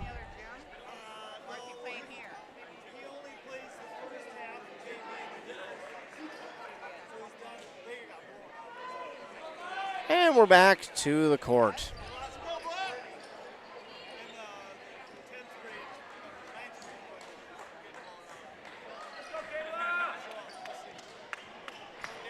So here we go. After that long break, we're back to the action. Kaylin Lattimore will inbound to Diedrich. Diedrich has it. He's working on Sufka. Looks, she'll give it off on the far side to Damiani. Now into the far side corner for Diedrich. Diedrich keeps it away from the defender, and she gets tripped. An inadvertent trip, but it is going to be a foul nonetheless. I believe they'll call Mackey for that one. They will. Mackey didn't mean to. It was simply a case of the knees getting together, but nonetheless it is going to be a foul, and it is the right call. Lattimore trying to go inbound to Bartkey, but it is too tall. And it will go back to the Wildcats, and that is what if you're the Vikings, you don't want to have. You don't want to have those turnovers that you're simply seemingly forcing. So the Vikings will turn it over back to the Wildcats. It's 50-30. 11 minutes to go here in the second half. Claire Beaver will take it to the net, and shot is up, no good, but they're going to say she was fouled by Ella Kuhlman. And no, they're going to call that one on Lattimore. Kaylin Lattimore is going to be the guilty North Branch Viking. Her third, and the team's third of the second half. Claire Beaver at the line for two. First one is up and good.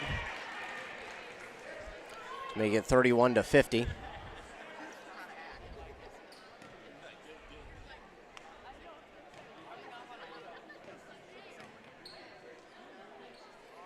Beaver, second one is in as well. So Claire Beaver drops them both through, and it's 50-32. Vikings have it. Kuhlman gets it on the inbound. She'll give it off to Damiani, and she drives inside. Now over to Lattimore.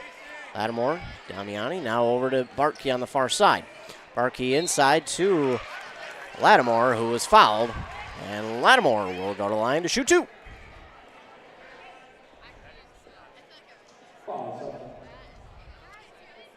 All on Sufka. Her third.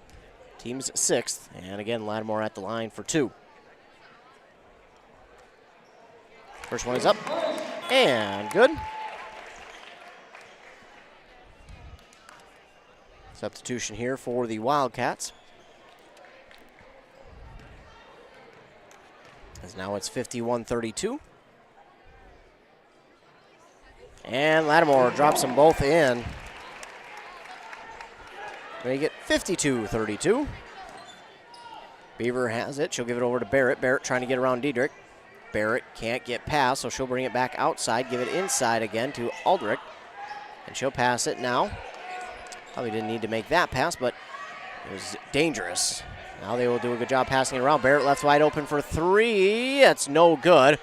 And Bartkey going to come up with the rebound for the Vikings. As she does, she gets fouled. She'll go to the line to shoot a 1-and-1 now.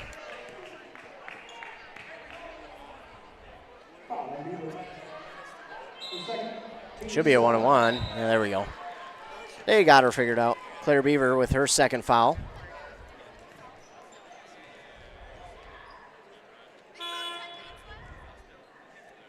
It's like maybe a substitution, maybe not. Yes. Volkema checks in for Lattimore. And again, Bartkey at the line for a 1-and-1 opportunity. as the Vikings are in the bonus.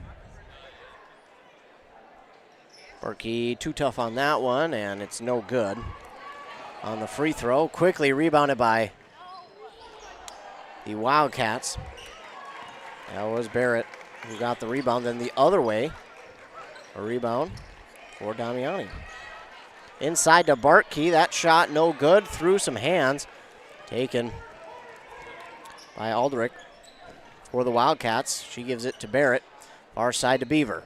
Beaver dribbles, steps inside, then backs it out. And this one stolen away by Folkema. To Kuhlman. Now to Diedrich. Diedrich on the near side. Back outside to Folkema. To Kuhlman. Kuhlman left wide open from three, and she nailed it. 55-32. Barrett with it. Gives it off. Beaver on the far side corner. That's Gehring, and she will get one more pass off to Barrett. Shot is no good. Kuhlman will tip the rebound to herself. Quickly up the court, Damiani has it now on the far side. Back to Kuhlman. Kuhlman left alone from three. That's no good. Diedrich races in for the rebound. No good on the first shot. No good on the second one. They get a foul or out of bounds off of Wildcats, I think. Out of bounds. No, excuse me, foul, they say.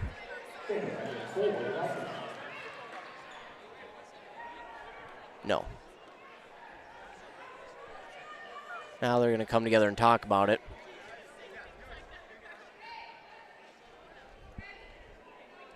Because if it's foul, it's a 1-and-1.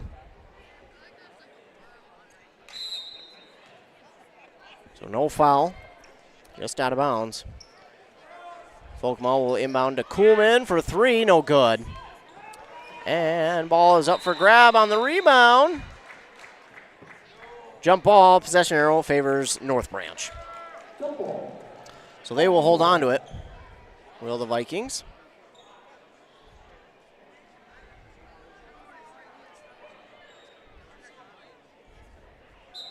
Folkema will ready with the inbound. She's looking. No one really open. She'll get it to Kuhlman. Kuhlman on the perimeter. Steps back, looking for a screen from Folkema. Just to her right, gives it off to Damiani. Now to Diedrich. Diedrich circles, puts up a floater. It's through! And Kayla Diedrich for two.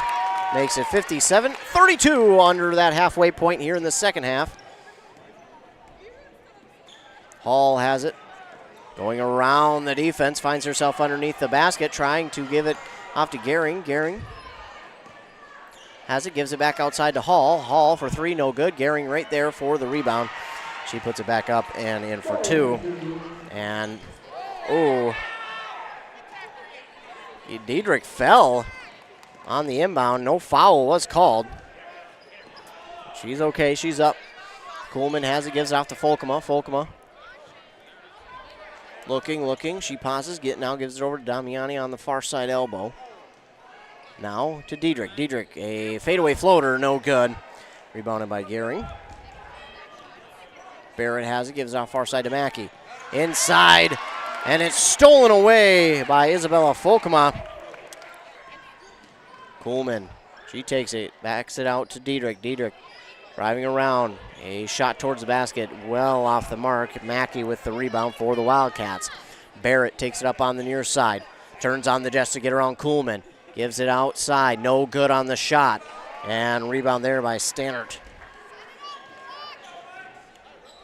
Kuhlman feeds it to Damiani on the far side. She drives inside, shot is up and good. Maria Damiani for two. 59-34. Vikings lead. On the near side here for Hall. Hall driving in. She'll put a floater towards the basket. It's no good. And then was taken on the rebound there by Aldrich, but she lost it as it went out of bounds. And it will go back to the Vikings. 7:05 left here in the game.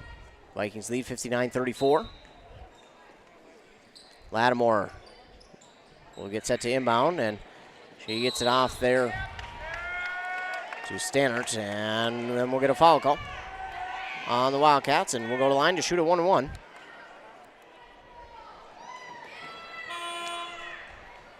Should be anyways. And no. Instead, it's going to be on the Vikings. And every member of the Vikings just as shocked as I am. I don't know how you call that on the Vikings. That's a Wildcat foul. Well, either way, Beaver has it now. We got to move past it. Beaver has it. She looks, gives it outside. Now back outside to Beaver. Beaver trying to get around the defender and can't, and now we're going to get a reach foul there on the Vikings. It'll be their team's 5th.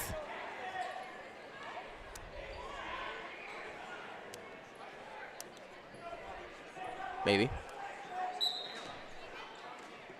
It was. Not sure on who, though. Stannert, her 3rd. Inbound from the Wildcats. And they'll work it. Hall has it, trying to go underneath the basket to number 23. That's Aselson, who drops it in for 2, 59-36. Quickly up the court, though, go the Vikings. Damiani drops it in for 2. Answering the 2 with one of her own. It's 61-36. Beaver gives it off to Hall. Hall pulls it down, gives it off far side to Sufka. And with it is number 21, working in for the first time here tonight. But it's a foul on the Vikings. Their team's 6th and the 2nd there on Bistineau. Meanwhile, again, number 21 is Cameron Thoraldson.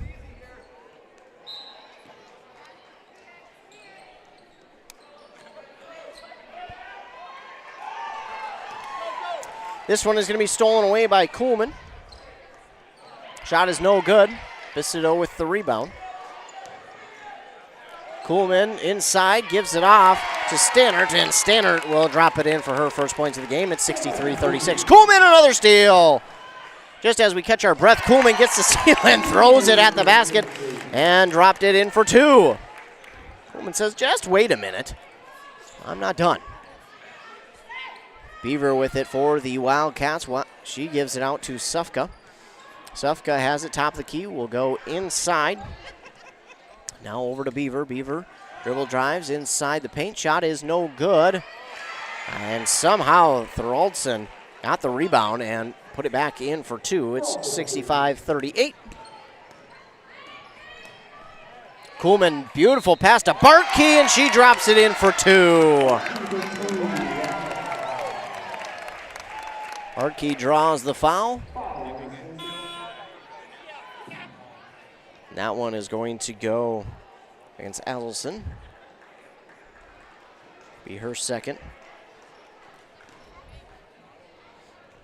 Team's 8th, and Bartkey at the line for the possible 3-point play. Good on that one. She had not made a free throw up to that point, but gets that one to fall. And it's a 30-point game in favor of the Vikings with 5:10 to go.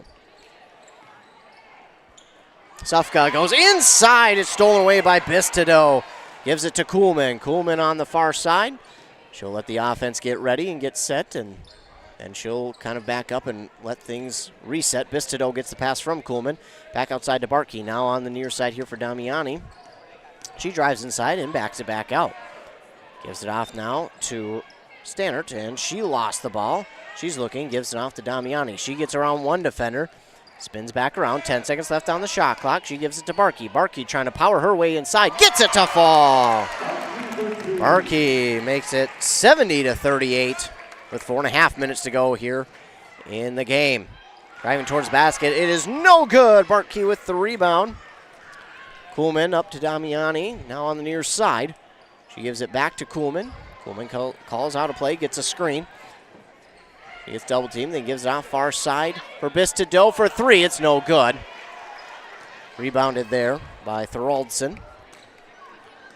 4 minutes left. Beaver gives it off to Sufka. Sufka for 2 is good. Makes it 70-40.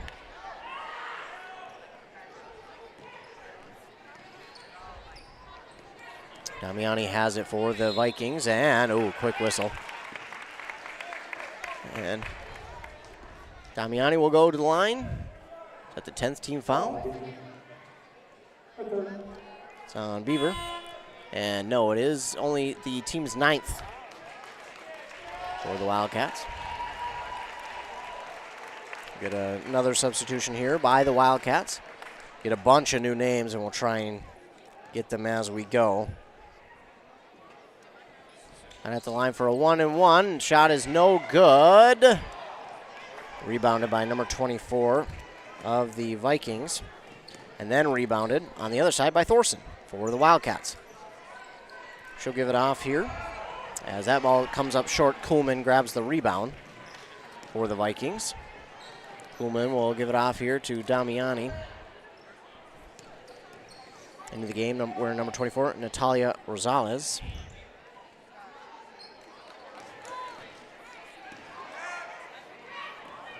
This ball is stolen away by the Wildcats, and may have stepped out of bounds. She did.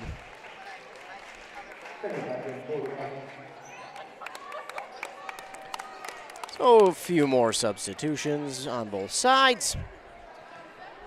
We try and get set. 22 into the game now for North Branch. That is Annabelle Lattimore.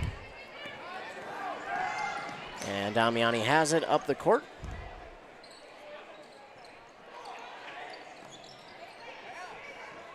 Good passing here by the Vikings, and it's Lattimore who has it. Damiani drops in a three. Damiani for three. Nice shot there by her, 73-40. And a three the other way. Smith, Abigail Smith for three. Makes it 73-43. 30-point game once again. The younger group in now for both sides, and Damiani looking for the pass there to Stannert, and it's well off the mark. Annika Smith is number 45 for the Wildcats. And number 24 will be Elizabeth Ledholm.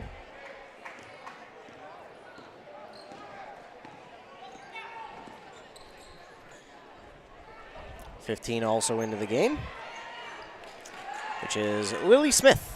Shot no good. Rebound there by Bistido. Now to Damiani. Takes it near side. We'll give it off Bistido for three. It's going to come up short. Nice rebound, though, by Rosales. And she misses, and on the rebound attempt, she gets fouled. Actually, she got the rebound, and now she'll get fouled. And go to line to shoot two as the 10th team foul on the Thoraldson for the Wildcats. And she drops in the first one. Make it 74-43.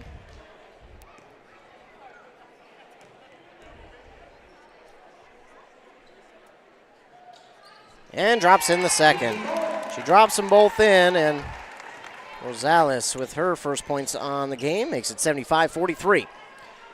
Back the other way come the Wildcats. And Thorson with it. She'll drive inside, had it knocked out of her hands. Rosales with the steal. And Damiani will kind of slow things down with minute 35 left here in the game. Gives it to Bistido. Bistido on the far side. Back to Damiani. She thought about the three, then backs out to Bistido. Bistido will try and take it inside. She backs out to Damiani. Now we get a travel call. Quick travel call there. So we'll give it back to the Wildcats. And Thorson brings it up the court for Chisago Lakes. And that ball was tipped out of her hands, but then it was touched by one of her teammates. That was Elizabeth Ledholm, who had it and then lost it. And Stannert will get set to inbound. She's looking. It's going to be stolen away by Lily Smith. And after she got the steal, she gave a look to Rosales. Rosales will get her first foul. 1:16 to go. 75-43. Vikings lead. Smith on the 1-and-1. No good, and Rosales there for the rebound. Give it off to Stannert, and Stannert will give it to Damiani, and they'll try and, again, just pass this one around and waste some clock. And with it, but lost it, Bistido, and teammate Stannert right there grabs it back. Damiani now to Rosales. Rosales looking to drive inside, lost it. She just taps it back to Damiani, and that shot is going to be no good. Rebounded by Thoraldson. Rosales with the fun play there. Thorson has it on the far side, trying to find a lane inside. She had it, lost it, now gets it back, gives it off to Annika Smith. Now to Thorson. Thorson passes it to Ledholm. Can't see the number. I believe that's Lily Smith. It is. And she'll give it back to Ledholm. Excuse me, to Smith, Annika Smith. To Thorson. 24 seconds. Shot clock and game clock separated by about 11 seconds. And now the shot clock will be turned off. And we get a foul call there on the Wildcats as, Stannert will go down to shoot 2. Fouls on Ledholm. Her first, and the team's 10+. So 75-43. Stannert will just try and add on to this impressive victory here for the Vikings.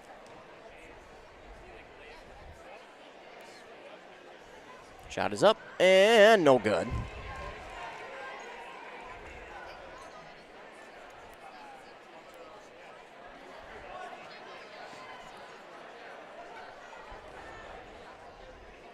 Stannert no good on the first.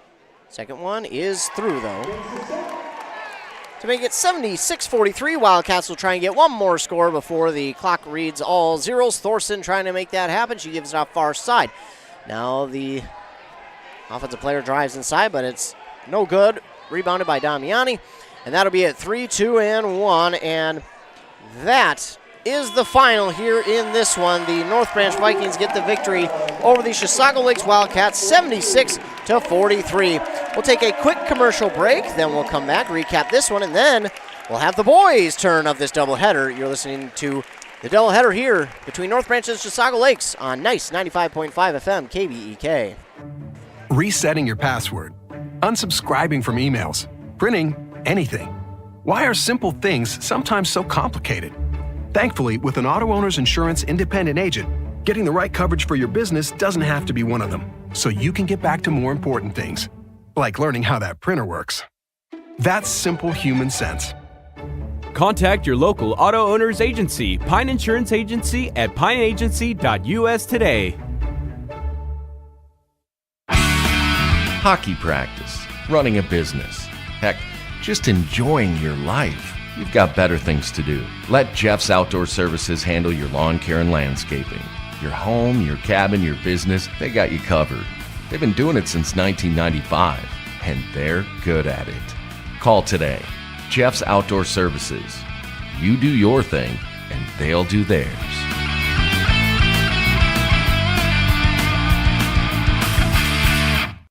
Hi, Rob. Hey, why have you been so happy lately? It's because I no longer pay for hot water. What? You have 4 teenagers that take all-day showers. How do you not pay for hot water? Well, I put in a central boiler outdoor furnace that heats my house, my garage, and now I have virtually endless free hot water. Wow, that's great. With my 10 kids, I'll really save some money.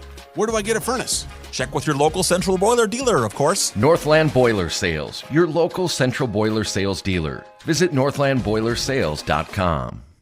Untangling your headphones, finding the right remote, saying goodbye to your favorite shirt that hasn't fit in 10 years. Why are simple things sometimes so complicated? Thankfully, with auto owners, insurance doesn't have to be one of them. Auto Owners works with independent agents who live in your community and answer when you call, so you can worry about more important things, like finding a new favorite shirt. That's simple human sense. Contact your local auto owner's agency, Pine Insurance Agency, at pineagency.us today. All right, settle down. Let's call the meeting of people that complain about everything all the time and never do anything about it to order. Any complaints? Yeah, my heating bill's too high. Oh, yeah? Well, Bobby just bought an outdoor furnace from Central Boiler, and he eliminated his heating bill. What about the hot water? He eliminated that heating bill, too. What about his shop? He heats that, too. I have no more complaints. I think Central Boiler offers a solution to our complaints. Save money on your cooling and heating bills. Visit northlandboilersales.com, your local Central Boiler sales dealer. Back here on Nice 95.5 FM KBEK, the North Branch Vikings beat the Chisago Lakes Wildcats in the girls' game of the doubleheader, 76-43. On the side of the Wildcats, leading the way for them with 11 points was Eva Aldrich, and then with 7 was Addison Barrett. Leading the way rebound-wise was Eva Aldrich. She had a double-double here today. She also went 3 for 4 at the free throw line. As a team, they went 4 for 4 in the second half, 10 for 15 overall. They had 4 steals in each half to equal 8. They had 21 total team fouls. On the other side for your North Branch Vikings, they were led in scoring by, no surprise, Ella Kuhlman with 30 of them points, 11 for both Maria Damiani and Kayla Diedrich, and then 8 for Caitlin Lattimore, 7 for Joanna Barkey, and then 4 for Isabella Folkema, 3 for Peyton Stannert, and 2 for Natalia Rosales. They were led in rebounds by Diedrich with 7, 6 for Kuhlman, and then 4 for Lattimore, Folkema, and Rosales. Free throws, they were 9 for 12 here in the second half, 13 of 20 overall.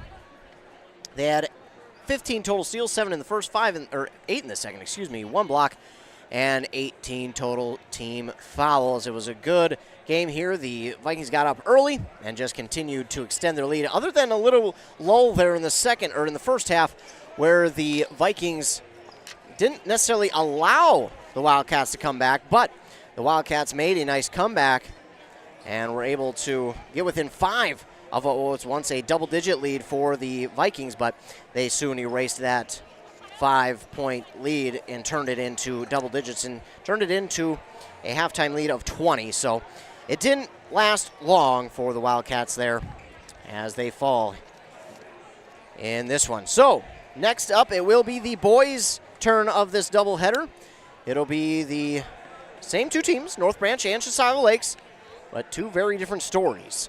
You've got the Wildcats, who are looking to get to state, and then you've got the North Branch Vikings, who are just trying to get back on track and also have aspirations of making it to state. Of course, both teams always do, but Wildcats might be in a position to do that this year. They had a very good team last year. They returned much of the same team this year, and they've got a ton, and I mean a ton of height. They are averaging well over 6 feet in their height. North Branch averaging over 6 feet, but a few more inches for the Chisago Lakes Wildcats. So we'll preview that game coming up here very shortly. We'll take a word from our fine sponsors, and then we'll be set to preview the North Branch Vikings and the Chisago Lakes Wildcats boys teams as they set to go at it here in about 20 minutes. You're listening to Doubleheader Basketball here on Nice 95.5 FM KBEK. Experience our most popular sawmill, the Big Red XP. This Canadian-built mill proudly sits on an entirely welded 24-foot jointless frame. Accepting a diameter of 32 inches, this portable sawmill can saw logs up to 21 feet long or work with 2 10-foot logs at the same time. Includes an electric head position and automatic headlock. Powered by the renowned and proven Honda 20-horsepower version, the Big Red XP comes equipped with all the equipment needed. The Big Red XP is available only at Stan's Equipment Center in Pine City. Want to make some extra money this holiday season? Then join Burnett Dairy Cooperative's Cheese Store Holiday Crew. They're looking for temporary employees to assist with gift box orders from October 1st through January 6th. This position is scheduled Sunday through Thursday from 12 to 8 p.m. with an hourly rate of $14 per hour and an end-of-the-season retention bonus. Call 715-689-2170 or apply online at burnettdairy.com and click on Careers. Wellia Health is here to keep you feeling your best so you can enjoy all the things you love best. You can count on us for your eye exams, mental health services, rehabilitation, wellness exams, urgent care, and much more. At Wellia Health, our goal is to help you live life well. Let Wellia Health help you get back to your best. Give us a call today to set up an appointment. 320-679-1313. welliahealth.org. Your journey to smile with your forever starts at Embrace Orthodontics. The team at Embrace is committed to providing world-class care and a remarkable orthodontic experience. Choose between custom Light Force braces or Invisalign clear aligners with locations in Pine City, Lindstrom, and Cambridge, and a plan to fit your budget, whether you have insurance or not. Embrace Orthodontics will make your smile journey comfortable, convenient, and customized just for you. Visit EmbraceMN.com today to find out how to set up your free exam. EmbraceMN.com. Embrace Orthodontics, a smile you will embrace forever. This can be the loneliest sound, and it's never the right time.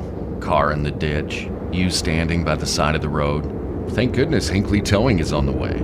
24-hour service, experienced drivers, and state-of-the-art trucks. Put their number in your phone before you need it. Hinckley Towing, 320-385-4049. 320-385-4049. 'Tis the season to share the joy of Wisconsin cheese. At Burnett Dairy Cooperative, they understand the importance of great cheese and take pride in their gift boxes. Burnett Dairy can customize gift boxes and include a nice note, and they can be shipped throughout all states except Hawaii. Who doesn't love cheese? This is the perfect gift for anyone. Order your cheese gift boxes online at shop.burnettdairy.com or give them a call, 715-689-2748 for custom orders, and they can be shipped or picked up at the store. Are you interested in a technical degree that can quickly help you land your dream career? Or maybe you've always dreamed of going to a 4-year college, but you'd like to start close to home. Either way, Pine Technical and Community College has you covered. PTCC offers more than 50 degrees in hot fields like healthcare information technology, advanced manufacturing, and business. PTCC is now accepting applications. Financial aid may be available online at pine.edu. Starting out or starting over, find your future at Pine Technical and Community College. Embrace Orthodontics offers a unique specialized approach to orthodontic treatment with custom braces or Invisalign. The team at Embrace loves getting to know their patients personally and takes the time to make sure all your questions are answered. Their board-certified orthodontists use only the latest in modern technology to give you the best outcome possible. They work with your insurance company and offer flexible financing options to fit your budget. Call today to set up your free exam and see how Embrace Orthodontics can transform your smile. More online at embracemn.com. That's embracemn.com. A duo that is perfect together. That's Dale's Heating and Appliance and Lennox. Dale's is your local Lennox dealer that's committed to making your family's comfort their top priority. With a wide assortment of options, Dale's will ensure your home's air is top quality. Call Dale's today or visit them at dalesheatingandappliance.com and ask how you can save on your next AC unit. Lennox and Dale's, the perfect duo. Dealer number E06356. Back here on Nice 95.5 FM, KBEK. Game Day Gilman joining you once again as we get set for the boys' game of this doubleheader between the North Branch Vikings and the Chisago Lakes Wildcats. Taking a look at these two teams coming into tonight, starting with the Wildcats of Chisago Lakes. They're 6-3 on the season. Haven't played a game yet in the section, so this is their first game of the section play this season. That it can always be interesting because a lot of times section play a lot tougher than playing opponents outside the section. So this will be an interesting one here to see how Chisago Lakes plays in their first game in the section here this year. For the North Branch Vikings, they're 4-5 on the season, 3-1 in the section. But again, 6-3 for the Wildcats. They average just over 84 points a game and give up about 80 points per game. So a high-scoring offense that also allows some points to be scored as well. But for the Wildcats, they lost their season opener on the road to Delano before winning the next 5 over Matamidi, St. Paul Academy, Pine City, Monticello, and Osceola. That's in Wisconsin, believe it or not. And those were some good wins there for them. Then they lost 2 straight to Mounds View and Coon Rapids. And then they just recently beat Irondale January 2nd. Just on Tuesday. Looking at Mounds View and Coon Rapids, those are 2 4A schools, believe it or not. Mounds View in the top 20 in Class 4A. They're 6-3 as well. And I know Coon Rapids having a pretty darn good season over there. They're 6-3. They're also in the top 20 of Class 4A.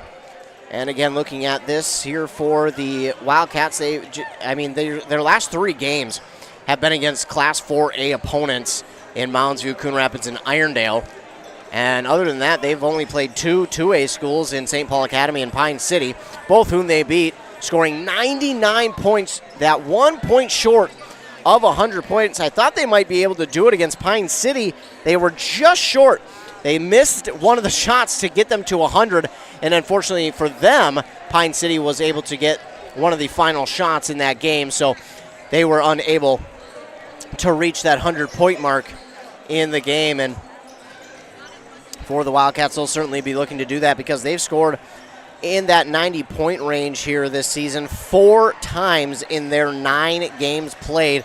That's an impressive number for any team that is out here playing. But for Chisago Lakes, 4 games, they've scored at least in the 80s, twice in the 90s at 99. Once just short, just on Tuesday, they scored 89 against Irondale as they won that game. But again, they've got a lot of height here. Guys at 6'6", 6'5", 6'7" even. They've only got one guy that is under that 6-foot mark, and that is a junior, Luke Usuda. And he's not normally one of the starters, but doesn't mean we won't see him here. Out of all the starters that we will see, none of them fall under 6'2". So it's really impressive to see the height of this team. Last year, they were able to get an overtime victory where Patrick Rowe hit a 3/4 quarter shot with the buzzer, or he beat the buzzer, I should say, and they got the win in that game on the buzzer beater from nearly full court from Patrick Rowe. And after that, people started to take notice of this team, and I think they kind of recognized themselves that they had a bunch of talent, and they started to take off from there. So a very good team in this Chisago Lakes team. And they're looking for another victory on the season at 6-3, looking to make it 7-3 on the season.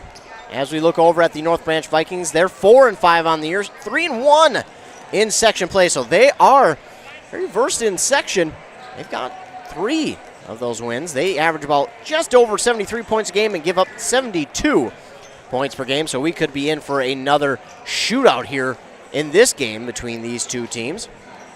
As on the season again, they are 4-5. They are 0-2 right now in conference play. Taking a look at their season, they started out with 4 straight victories over Pine City, Cloquet, Hibbing, and Duluth Denfeld, but then lost their last 5 to Big Lake, Becker, Hermantown, Owatonna, and Duluth East in that Owatonna tournament down in Owatonna. Of course, Big Lake and Becker both in their conference. And you take a look at some of these losses, like against Duluth East or Becker, or they have been really close in those games. That you only see a couple of games that have technically been blowouts, like Big Lake and Owatonna. Those are the big blowouts. But then you look at a team like Hermantown, who they lost to. They lost by 10 points, and a lot of times those 10-point games, they're really iffy on if they're a blowout or if they're close.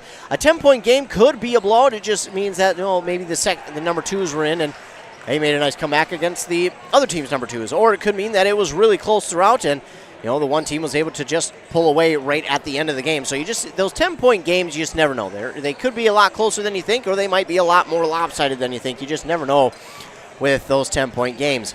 Of course, both of the teams that they lost to in that Owatonna tournament were 4A schools. That's as big as you can get in basketball. And both of them were 4A schools in Owatonna and Duluth East. The majority of their opponents, all but one, have been 3A schools.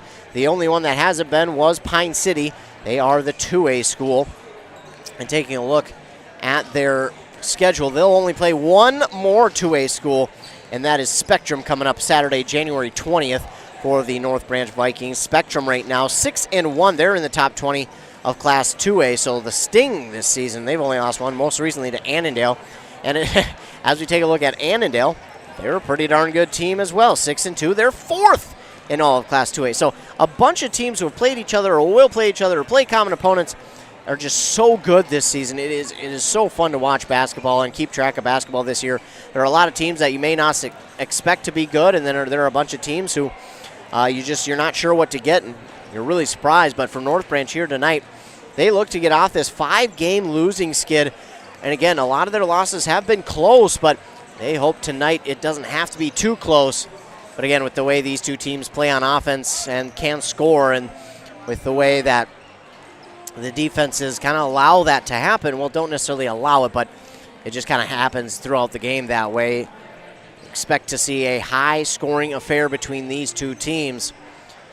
The Vikings head coached by Todd Dufault. Again, we tried to start something where we had an interview every week and we'd get it up every week, but unfortunately the Christmas break came and then New Year came and then I got sick, and unfortunately we just weren't able to get it done. But we will have an interview coming up on Monday. So a new interview coming up on Monday, and that will be up on our website, our Facebook pages, and if we're doing a North Branch game anytime after that, we'll have it up in the pregame as well. But again, head coach Todd Dufault of the North Branch Vikings, we will do an interview weekly to talk about the games that were and how his team has improved and how he feels his team has done or what they need to work on and anything like that. We will have that interview weekly. Again, we'll probably more than likely have it every Monday, I'm guessing. Seems to be a time that works for both him and I, and he is so gracious to borrow me his time on Mondays at 10:30. He could easily be doing anything else, but he is gracious enough to borrow me his time and allow me to talk to him, pick his brain a little bit about the season and about his team. Of course, unfortunately, right now they're on a 5-game losing skid in which they hope to change here. And as I talk about head coach Todd Dufault, I see him right there, right in front of me, talking to one of the referees.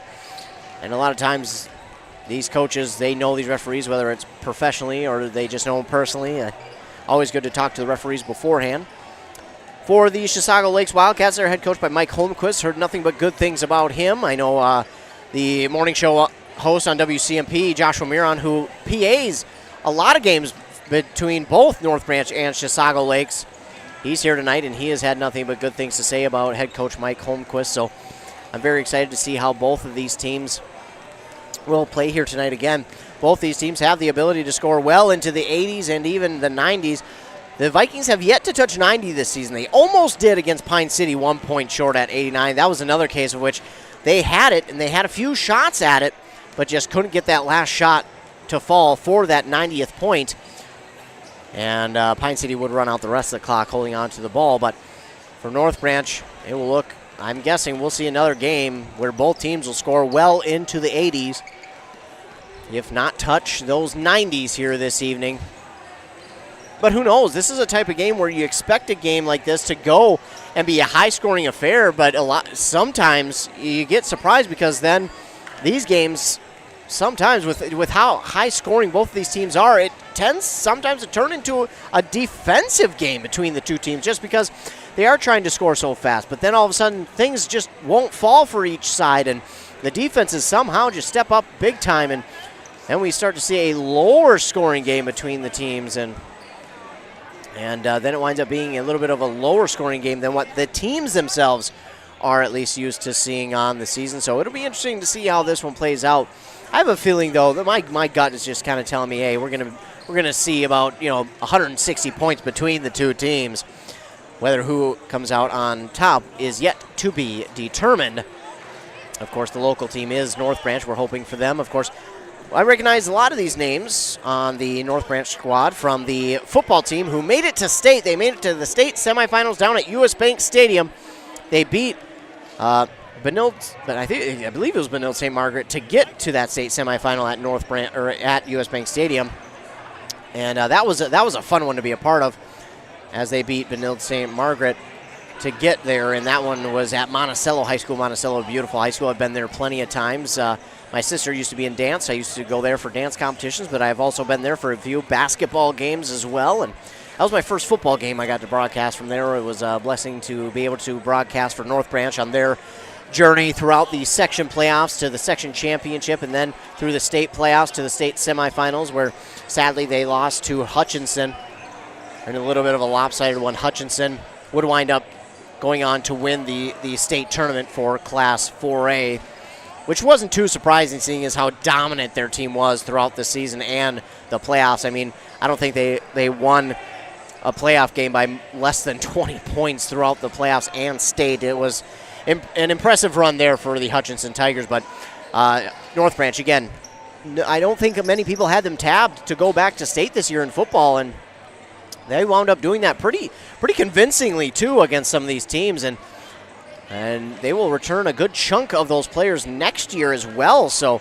we'll get to see a lot of the same guys, not all, but a lot of the same guys. And again, they're a power T formation team, so a lot of that power T formation is coming back, along with their starting center, who, again, talking with the PA announcer for North Branch, Mr. Joshua Miron, he has talked to me about how he has just grown and how impressed he is with how much he has grown and how big he's gotten and just how well he has learned the game so quickly. And very impressive to see their starting center. And anytime you can get a starting center who is basically the QB for the lineman and a lot of times kind of takes over the play calling and the line calling duties sometimes, is that center, and that's a big duty for a young man, and he's been starting, I believe, since he was a sophomore, or he was a sophomore this year, I don't remember, but a younger guy who will be back next year for him, and that will be fun to see what he can do for the Vikings again next year.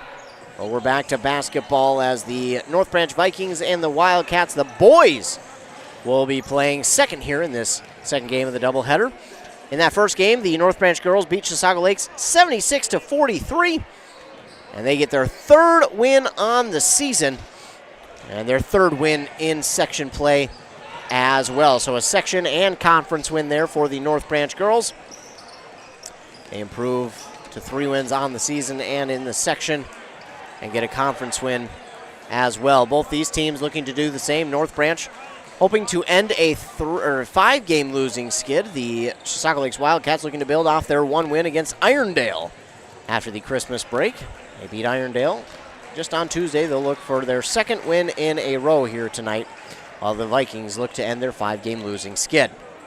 So we will take a commercial break. We'll be back, and we'll be set for tip-off here after the starting lineups have been announced. You're listening to the second game of the doubleheader here on Nice 95.5 FM KBEK. The holiday season is right around the corner. Share the joy of Wisconsin cheese from Burnett Dairy. They can provide you with cheese gift boxes that are perfect for your employees. So why not show your employees how much you appreciate their hard work and dedication with a gift that they're sure to love? Burnett Dairy Cheese. Order your employees' cheese gift boxes online at shop.burnettdairy.com or give them a call at 715-689-2748 for customer orders, and they can be shipped or picked up at the store.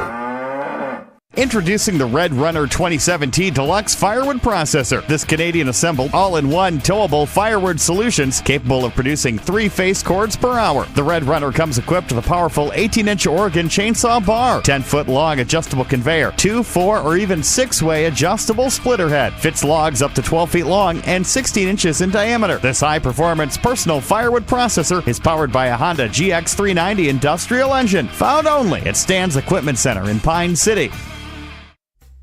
Dale's Heating and Appliance, your local heating and appliance expert, is committed to making your family's comfort their top priority. And now you can add water softeners to their list of expertise. Dale's now offers water softener sales or rentals along with installation, service, and salt delivery. So if your home needs quality water, make the call to your already trusted experts at Dale's, or just visit dalesheatingandappliance.com. dalesheatingandappliance.com.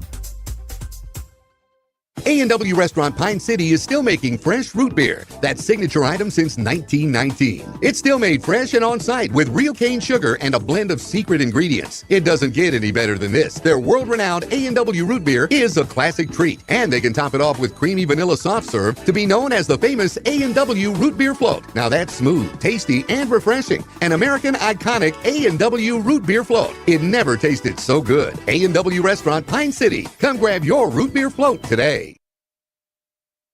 Back here on 95.5 FM KBEK.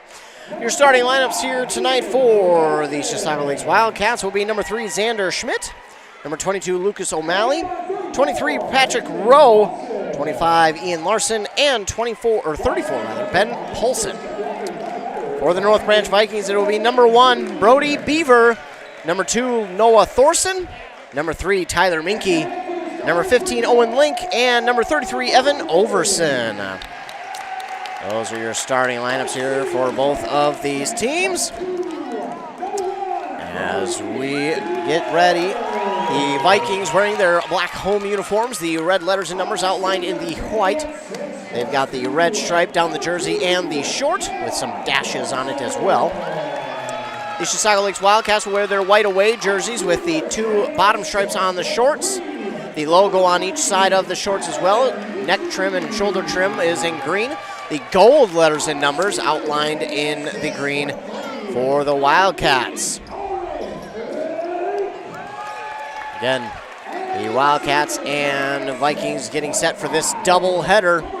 The second game of it here.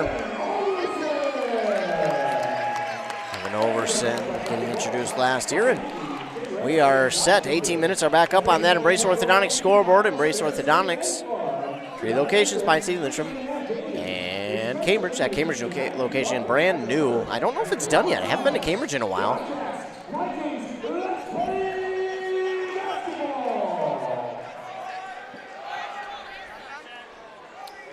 Here we go. It's Overson in row at center court for tip-off. And got to get a game ball. There we go. We got the game ball.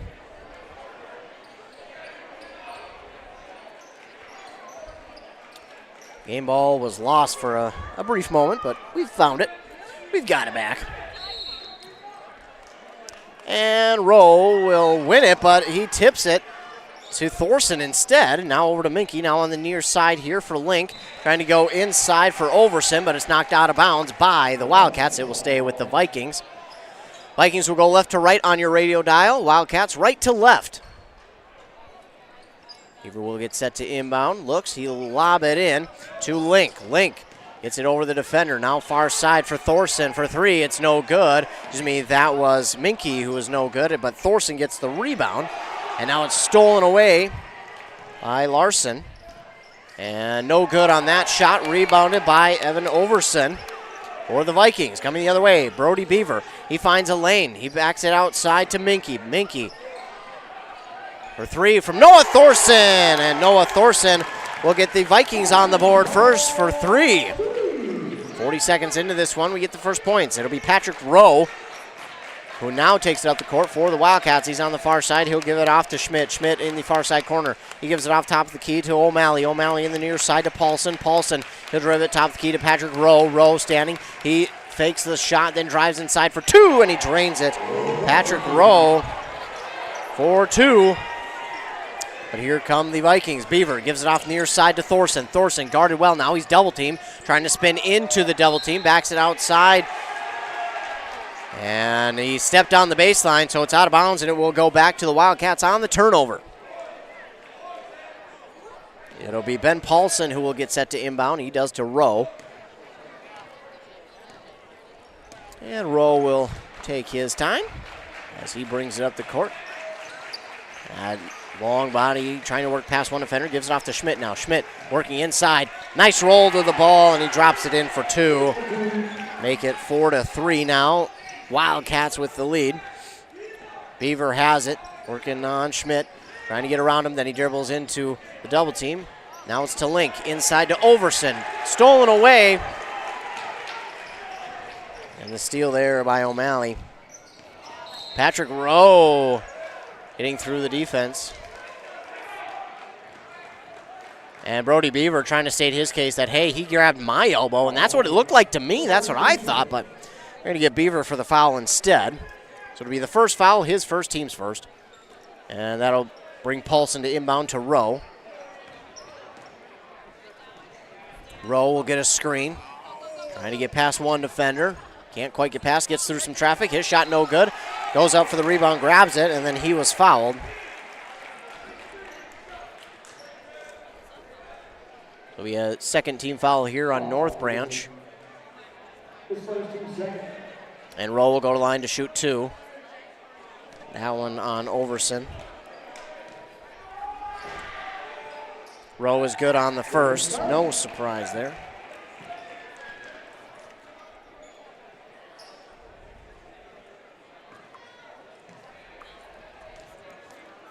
And Rowe on the second is good as well. 2 for 2 on the free throws to make it 6-3. Owen Link quickly brings it up the court. He finds a lane, and he has to get through traffic, but then he was fouled, and I think they're going to get that one on Ian Larson. And they do. His first, team's first. And Owen Link will go to the line to shoot 2. Try and bring the deficit down to 1.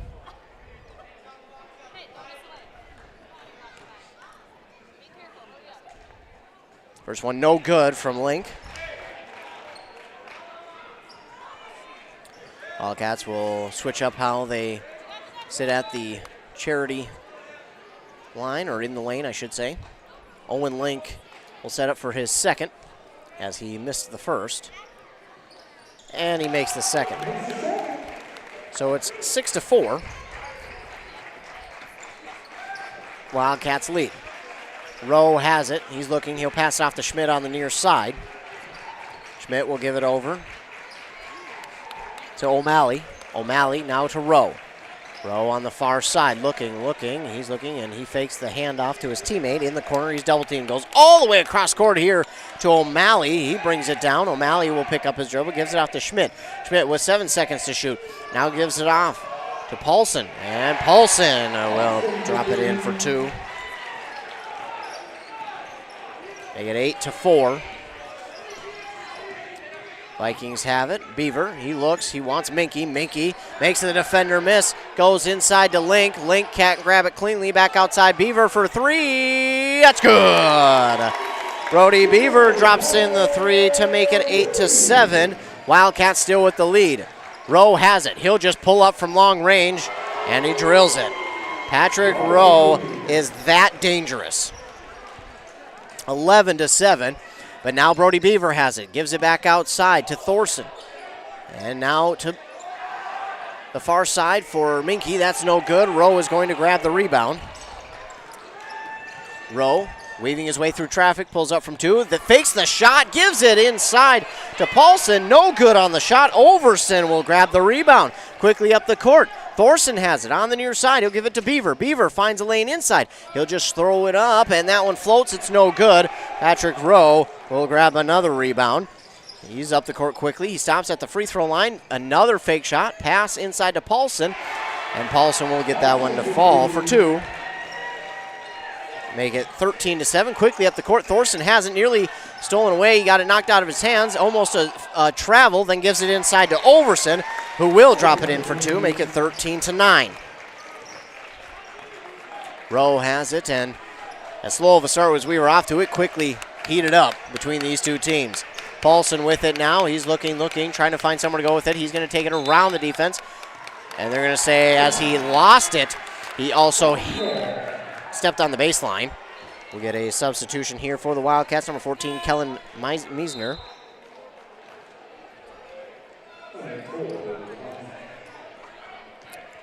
I think that was it. Maybe not. No, it looks like we got one more. That was 31 as well. Riley Estes. Beaver inside. Misses his shot. Rebounded by Schmidt. He takes it the other way for 2.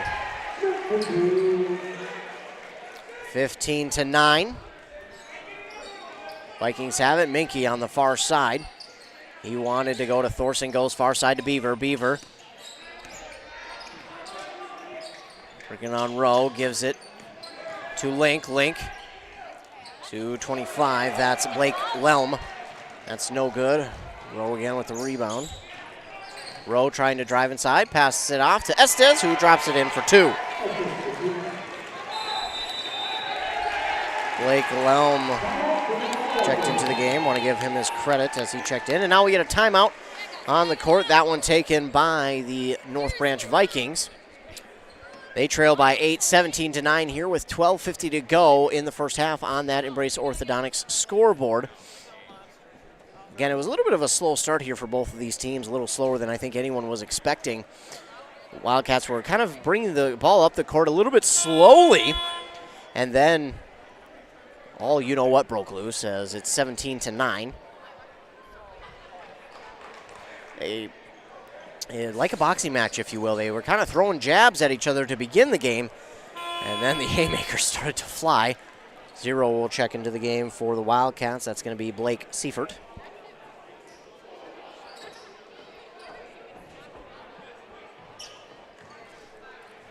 Try and get all the substitutions that happen. It doesn't look like any more for the Vikings, and Brody Beaver, will bring it up the court. He's got Link there, and now Link goes past him. Brody Beaver tries to drive inside. He stops, waits for the defender to jump over him, backs it outside on the far side to Thorson. Thorson now to Beaver. Beaver top of the key, looking to drive inside. Lost the ball. It's up for grabs. It's going to be stolen away. Xander Schmidt with the steal. He'll give it off to Rowe on the far side. Rowe, it's around Link, gets around another defender. No look pass inside to Estes. Shot is no good. Rebounded by Beaver. Beaver guarded well by number 14, Meisner. And Link inside shot, no good, but he was fouled. He'll go to the line and shoot 2. Great job there by Owen Link, holding on to that ball and drawing the foul. That's going to go on Estes, his first, team's second. Owen Link at the line to shoot 2.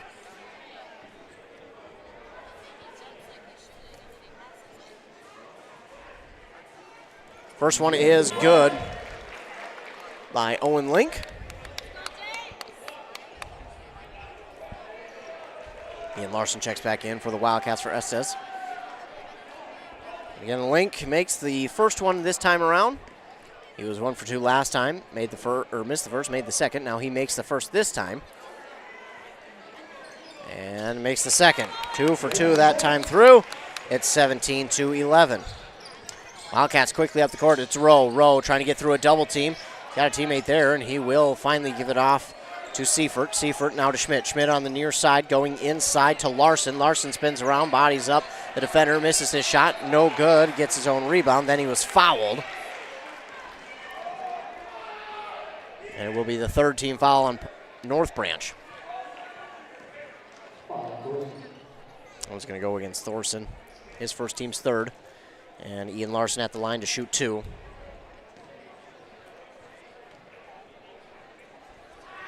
First one's up, no good. That one looked a little bit too hard on the shot.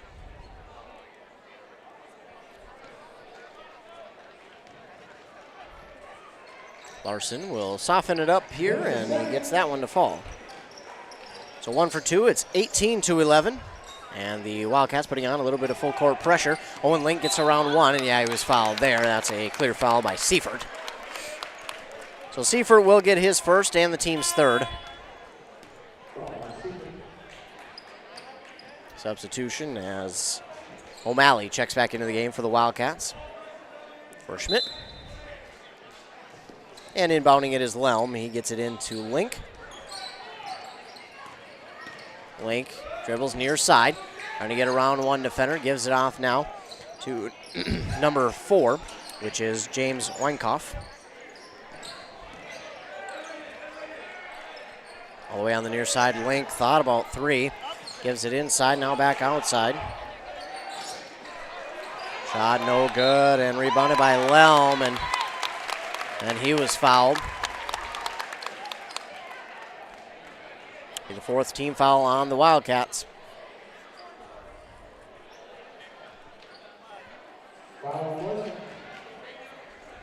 That's going to go against Larson, his second. And Lelm's at the line to shoot 2. First one is up, no good. Beaver checks back in, as is number 14, his first time, Chaz Johnson.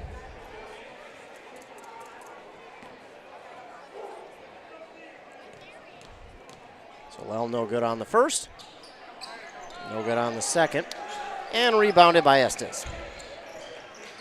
Quickly the other way, Rowe has it.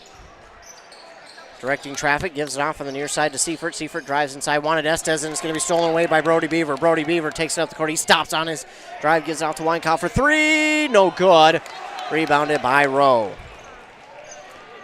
He'll more than likely end the night with a double-double as he just continues to rebound the ball. Getting and weaving his way through traffic and drops it in for 2. The way he handles the ball is just downright impressive and almost unfair. Beaver takes it himself, driving inside, jump pass outside for three, no good.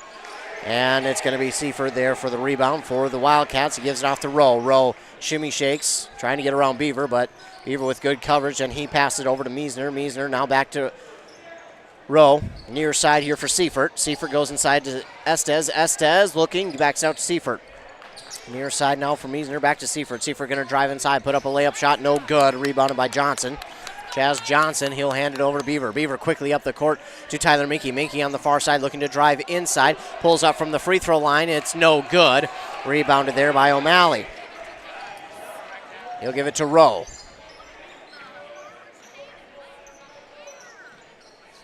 Rowe on the far side for O'Malley for three. That's going to be no good. Minke going to be there for the rebound for the Vikings. Minke trying to force it into Beaver, but O'Malley is there to knock it out of bounds. And Paulson, maybe no. It'll be a timeout called here by the Chisago Lakes Wildcats. They'll use their first. Both teams now will have 4 left the remainder of the game. 9:47 to go here on that Embrace Orthodontics scoreboard in the first half. Wildcats lead 20-11 over the North Branch Vikings here at North Branch High School. The second game of this doubleheader, the girls played first and beat Chisago Lakes 76-43. So far, it's a 9-point lead here for the Wildcats of Chisago Lakes. Play their home games in Lindstrom, where their high school is located. I never remember where Chisago City, Lindstrom, and Center City is. I can never remember each three. I always get them mixed up.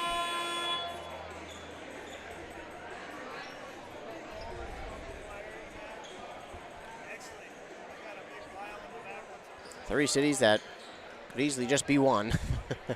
It's fun. It's fun. It's fun to have three that turn into one. Inbound here off the timeout to Brody Beaver. He's on the far side looking for someone. He does to Chaz Johnson. Chaz Johnson has it near side, and he'll hand it over to Weinkauf now.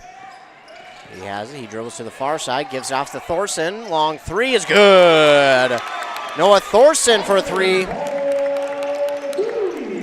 Oh, they're going to say no, that was three. That's what I thought. And then the shot on the other side, no good. Brody Beaver will get the rebound. He'll drop it in for two. And it's 20-16. Driving inside, that's Paulson. No good on the shot. Rebound here by Weinkauf for the North Branch Vikings. And nearly double dribble by Chaz Johnson. He's getting a little ahead of himself here. Still can't grab it cleanly. They got to get it in the front court. They do just before that 10-second violation. Now to Noah Thorson. Noah Thorson gets called for the travel. Thorson doesn't agree too much with that call, and I thought it might have been a little bit quick too. 20-16. Quick 5-point turnaround here for the Vikings. As Owen Link checks back in, and Tyler Minke as well. Ben Paulson will inbound here for the Wildcats to Rowe. Rowe gets a screen. Gets around another defender, puts it up over a few more defenders, and gets it all in for two. It is ridiculous how smooth he plays, and just he's so calm. This pass, ill-advised, going to be stolen away by Schmidt, but it's stolen right back. Thorson with the steal, then Brody Beaver for three.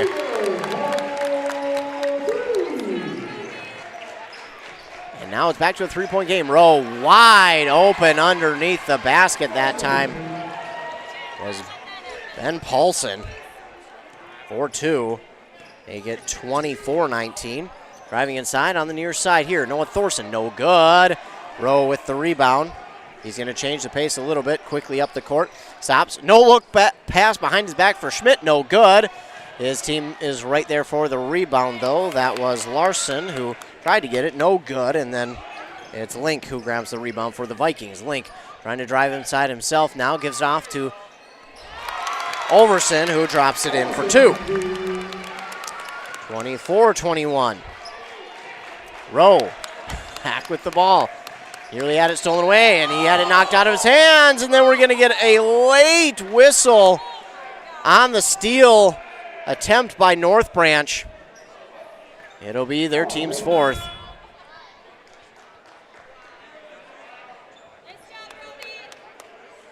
Now we're going to go against Owen Link.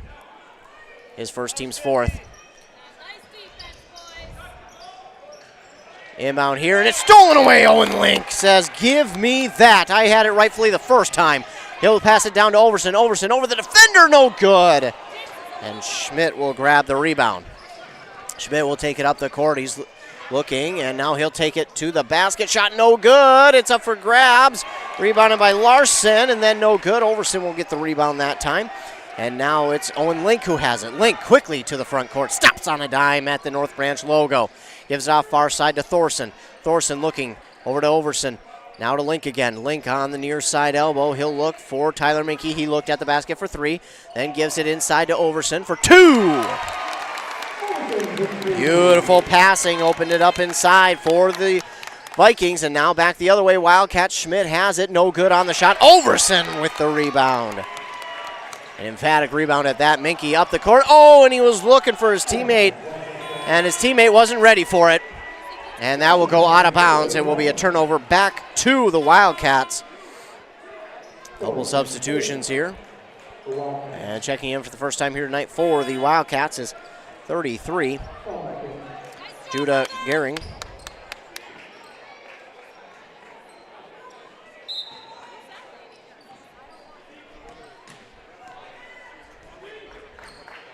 Blake Lelm checks in for the Vikings. Patrick Rowe will take it off the inbound. Up the court, he's double teamed, spins back around at the right side. Nice pass inside to Judah Gehring for two. That's one thing, as well as he can score, he is a good teammate as well. Owen Link takes it up the court for the Vikings. He lost it. It's going to go out of bounds, and they're going to say it's Wildcat ball.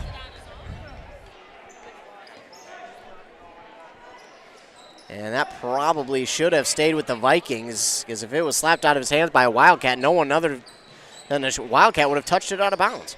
Rowe will go up over everybody to Schmidt on the near side. Schmidt will dribble into the paint. He now backs it off to the near side. Oh, that maybe could have been, should have been a charge. But instead, it's going to be a basket for Paulson. I think Gehring got away with an absolute charge on that one. And now Link will lose it, and it's touched out of bounds by Schmidt of the Wildcats. Quick substitution, and checking in is Meisner. It's one of the ones where it has both the E and the I, and I'm not sure how to say it. So we'll go with Meisner for now. I think that's how I remember hearing it pronounced. Either way, Brody Beaver has it. Noah Thorson gives it off to Tyler Minke on the far side for three. Tyler Minke gets on the board tonight. That's his first, not going to be his last either. Patrick Rowe has it on the far side. He's looking. He's kind of double-teamed in his zone. He'll give it off to Meisner. Meisner now to Schmidt. Schmidt top of the key. He gives off to Paulson. Paulson now on the near side to Rowe, and we're going to get a whistle, and I think we got a foul call, and it's going to go. Yeah, we got a foul here on the Wildcats, and it will be their team's fourth, it looks like, and the first on Gehring. No, it's the team's fifth. I got the timeouts and the fouls mixed up on the scoreboard. Either way, the Vikings have it back. Thorson has it. Oh, and he had it knocked out of his hands by a member of the Wildcats, so he'll get it back for his team. It's 28-26. Owen Link will get set to inbound now for the Vikings. He'll go to the backcourt and start it off with Brody Beaver. Beaver will bring it to the front court now. And now we're going to get a foul the other way. Be the 16th foul here for the Vikings. That one, the first on Lelm. Rowe off the inbound. Changes the pace a little bit, brings up the court now. Onto the far side, gives off to Schmidt on the jump pass. He's at the elbow, dribbling towards the top of the key. Gives off our side to Meisner. Meisner now to Rowe again. Rowe all the way across court to Schmidt, who's wide open for three. No good, though. And getting the easy rebound was Seifert, and he drops it in for two. 30-26. And a steal there by Schmidt. Takes it to the basket. Oh, and gets the friendly roll in for two, 32-26. Brody Beaver quickly up the court. Shot is up, no good. And we get a foul call here on North Branch. It'll be their team's 6th. That one again on Lelm, his 2nd. Quick sub.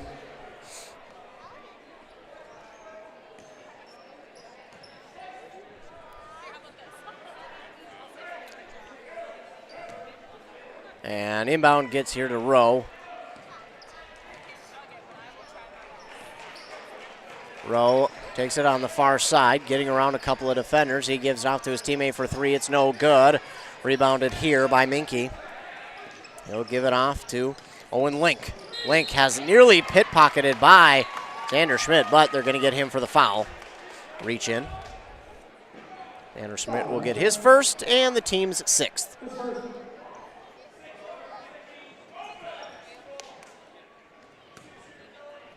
Owen Link will inbound to Brody Beaver. Brody Beaver will start in the backcourt. Looking for a screen. He works through it now, gets to the front court. He's now double teamed. Spinning around, gives it back to Noah Thorson. Thorson finds an open lane to drive through, then gives it off on the far side to Tyler Minke for 3. Like I said, he got his first, and it wasn't going to be his last. It's now 32-29. Rowe has it. Gives it underneath the basket to Gehring, and that is going to be a foul on the North Branch Vikings. That'll be their team's 7th, and Gehring will go to the line to shoot 2. So the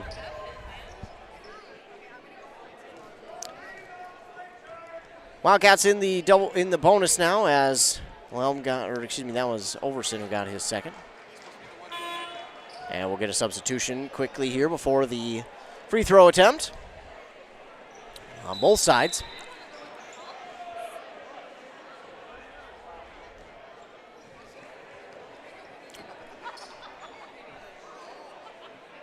We got too quick on the sub for the Wildcats, so they'll have to, I think he's going to make them take a shot first at the free throw line. 3:30 to go here in the first half. Wildcats lead 32-29 on that Embrace Orthodontics scoreboard. First one by Gehring is no good.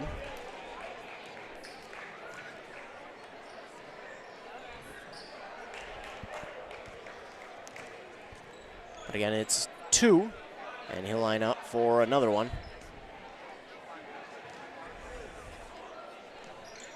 That one is good. So it's 33-29 in favor of the Wildcats, and here come the Vikings. Brody Beaver gives it off far side to Minke. Minke back to Link. Link at the top of the key will dribble towards the near side, gives it off to Beaver again. Lob inside to Link. Link back outside, and it's going to be stolen away by Xander Schmidt, and he gives off to nearly a rebound there by Rowe. It was knocked out of bounds by the Vikings. And Larson will come in for Gehring. 33-29, Wildcats with the 4-point lead, but the Vikings have kept it close throughout this entire first half. It's been a fun first half between these two teams. Inbound here goes to Schmidt. Schmidt guarded well by Link. He backs it over to Meisner, and now goes top of the key to Rowe. Rowe, a long 3, comes up short. Rebound swatted around, finally taken in by Owen Link. Owen Link will take it himself into the front court. It's around one defender, drives inside, no-look pass, and a beautiful layup by Chaz Johnson. That was just a beautiful all-around play there by and that's a travel on Patrick Rowe. And you would have heard a revolt had that not been called from the Viking fans, and rightfully so. He went up off of both feet and came down, and that's a travel. So a turnover there, and now the Vikings with a chance here to tie or take the lead. 2.5 minutes to go in the first half. Beaver gives it off to Thorson. Thorson just on his tippy toes, keeps himself from traveling. To Link now, to Brody Beaver on the far side for 3. It rattles out. Rebounded by Larson for the Wildcats. He'll give it off to Rowe. Rowe, he'll back it up and wait. Now he gives off far side to Meisner. Meisner, goes to Rowe. Rowe spins around. Pull up shot, good. Makes it 35-31, so Vikings can't tie it with this shot, but they could close the gap once again. Beaver gives it off to Thorson on the near side. Thorson will work back to the top of the key. Far side for Beaver, a long three. Oh, just off the mark. Rebounded by Paulson. Paulson has it, and he slips, but he keeps his feet, takes it to the basket. Shot no good, rebound up for grabs. And Owen Link has it. Link gets it to Minky. Minky on the far side, gives it to Thorson. Thorson, near side corner to Beaver. Now Tyler Minky, near side, far side elbow. No good on his shot, gets his own rebound. He was fouled. He'll go to the line and shoot two. It'll be the 6th team foul on Chisago Lakes.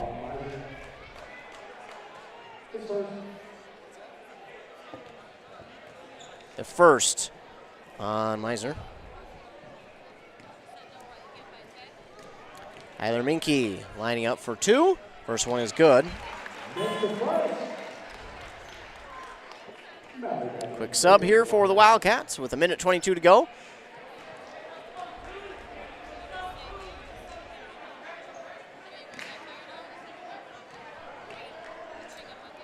And Minky gets the friendly roll on the second one. He drops them both through. 35-33.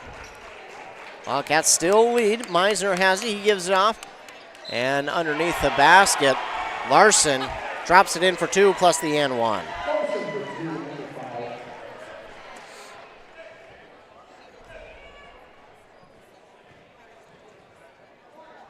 Eighth team foul on the Vikings, and Ches Johnson with his first. And no good on the three-point play for Larson. And a rebound there by Link once again. They'll bring it to the near side and hand it off to Thorson. Now to Johnson. Johnson far side, gives it to Beaver. Brody Beaver. Reverse layup is smooth, and it drops through. He was guarded by Rowe, and that's not easy to do. 37-35, under a minute to go here in the first half. We're in for a wild finish. Rowe has it. He was left alone. He takes it to the basket, drops it in for two plus the and one. And he'll go to the line and get the possible three-point play.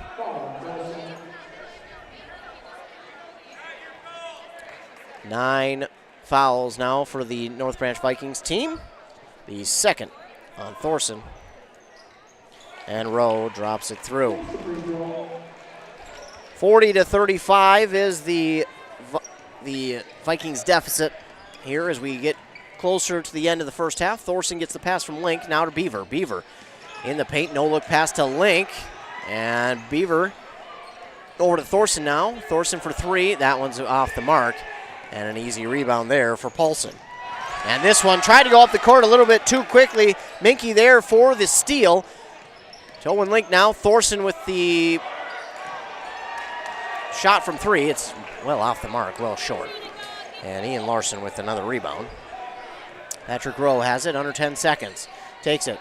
And a little floater towards the basket. No good. Gets his own rebound. No good again. Gets his own rebound. Lost it. Rowe got his own rebound twice. And with 1 second to go, it'll be inbound shoot for the Wildcats.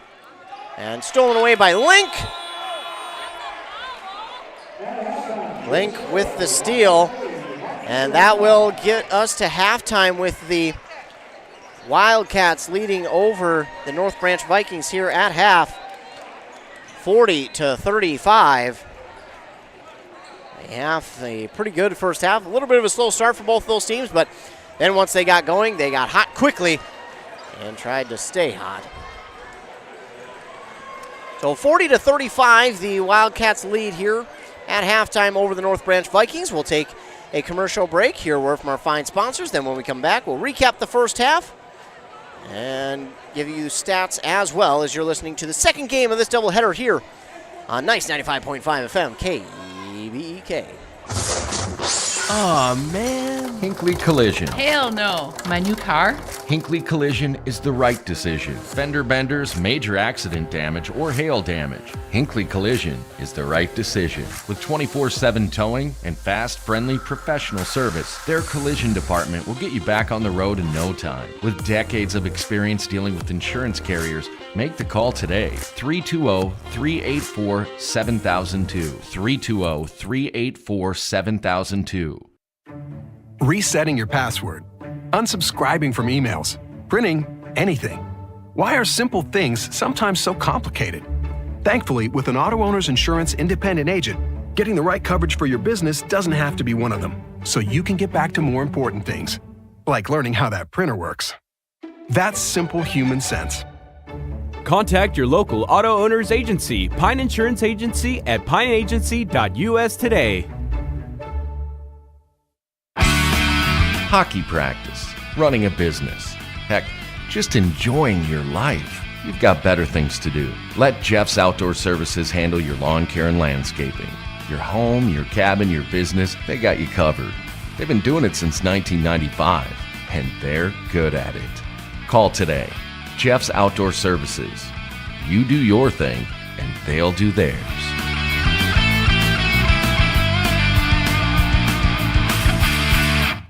Hi, Rob. Hey, why have you been so happy lately? It's because I no longer pay for hot water. What? You have 4 teenagers that take all-day showers. How do you not pay for hot water? Well, I put in a central boiler outdoor furnace that heats my house, my garage, and now I have virtually endless free hot water. Wow, that's great. With my 10 kids, I'll really save some money. Where do I get a furnace? Check with your local central boiler dealer, of course. Northland Boiler Sales, your local central boiler sales dealer. Visit northlandboilersales.com. Untangling your headphones, finding the right remote, saying goodbye to your favorite shirt that hasn't fit in 10 years. Why are simple things sometimes so complicated? Thankfully, with auto owners, insurance doesn't have to be one of them. Auto Owners works with independent agents who live in your community and answer when you call, so you can worry about more important things, like finding a new favorite shirt. That's simple human sense. Contact your local auto owner's agency, Pine Insurance Agency at pineagency.us today. All right, settle down. Let's call the meeting of people that complain about everything all the time and never do anything about it to order. Any complaints? Yeah, my heating bill's too high. Oh yeah, well, Bobby just bought an outdoor furnace from Central Boiler, and he eliminated his heating bill. What about the hot water? He eliminated that heating bill too. What about his shop? He heats that too. I have no more complaints. I think Central Boiler offers a solution to our complaints. Save money on your cooling and heating bills. Visit northlandboilersales.com, your local central boiler sales dealer. Experience our most popular sawmill, the Big Red XP. This Canadian-built mill proudly sits on an entirely welded 24-foot jointless frame. Accepting a diameter of 32 inches, this portable sawmill can saw logs up to 21 feet long or work with 2 10-foot logs at the same time. Includes an electric head position and automatic headlock. Powered by the renowned and proven Honda 20-horsepower version, the Big Red XP comes equipped with all the equipment needed. The Big Red XP is available only at Stan's Equipment Center in Pine City. Want to make some extra money this holiday season? Then join Burnett Dairy Cooperative's Cheese Store Holiday Crew. They're looking for temporary employees to assist with gift box orders from October 1st through January 6th. This position is scheduled Sunday through Thursday from 12 to 8 p.m. with an hourly rate of $14 per hour and an end-of-the-season retention bonus. Call 715-689-2170 or apply online at burnettdairy.com and click on Careers. Wellia Health is here to keep you feeling your best so you can enjoy all the things you love best. You can count on us for your eye exams, mental health services, rehabilitation, wellness exams, urgent care, and much more. At Wellia Health, our goal is to help you live life well. Let Wellia Health help you get back to your best. Give us a call today to set up an appointment. 320-679-1313. WelliaHealth.org. Your journey to smile with your forever starts at Embrace Orthodontics. The team at Embrace is committed to providing world-class care and a remarkable orthodontic experience. Choose between custom Light Force braces or Invisalign clear aligners with locations in Pine City, Lindstrom, and Cambridge, and a plan to fit your budget, whether you have insurance or not. Embrace Orthodontics will make your smile journey comfortable, convenient, and customized just for you. Visit EmbraceMN.com today to find out how to set up your free exam. EmbraceMN.com. Embrace Orthodontics, a smile you will embrace forever. Back here at halftime in this second game of the doubleheader between the North Branch Vikings and the Chisago Lakes Wildcats. The Wildcats lead here at halftime of game 2. 40-35. It's the boys playing here in the second game, and it was a fun first half. Again, a little bit of a slow start to this first half between the two teams. The Wildcats and Vikings were pretty willing to kind of just let it get to themselves and kind of take their time and feel each other out. Again, kind of compared it to a boxing match where you feel each other out. You throw those jabs at first, and then you wind up throwing the haymakers, and we've seen the haymakers start to fall there towards the end of that first half, and we got a ton of points scored as the Wildcats again lead 40-35 on that Embrace Orthodontics scoreboard. Leading for the Wildcats was Patrick Rowe. He had 16 points and 8 for Ben Paulson, 6 for Xander Schmidt, 3 for Ian Larson and Judah Gehring, and then 2 for Riley Estes and Blake Seifert. Rebound-wise, 9 for Rowe. He'll be having a double-double night here himself if he keeps it up. 5 for Larson. Free throws, they were 5 for 8. 3 for 3 was Patrick Rowe. Larson went 1 for 3, and Gehring went 1 for 2. They had 6 steals in that first half. 4 came from Xander Schmidt himself. They had 7 team fouls. On the other side, leading the way for the North Branch Vikings was Brody Beaver with 10 points, then 8 for Tyler Minke, 6 for Evan Overson and Noah Thorson, 3 for Owen Link, and 2 for Chaz Johnson. They were led in rebounds with 4 by both Owen Link and Overson. They were 5 for 8 from free throws as well. 3 for 4 was Owen Link, 2 for 2 Tyler Minke, and then 0 for 2 Blake Lelm. They had 5 steals in that first half. 2 of them came from Owen Link and 9 team fouls. So the Wildcats and Vikings will get set for half number 2 here. We're closing in on the start of the second half.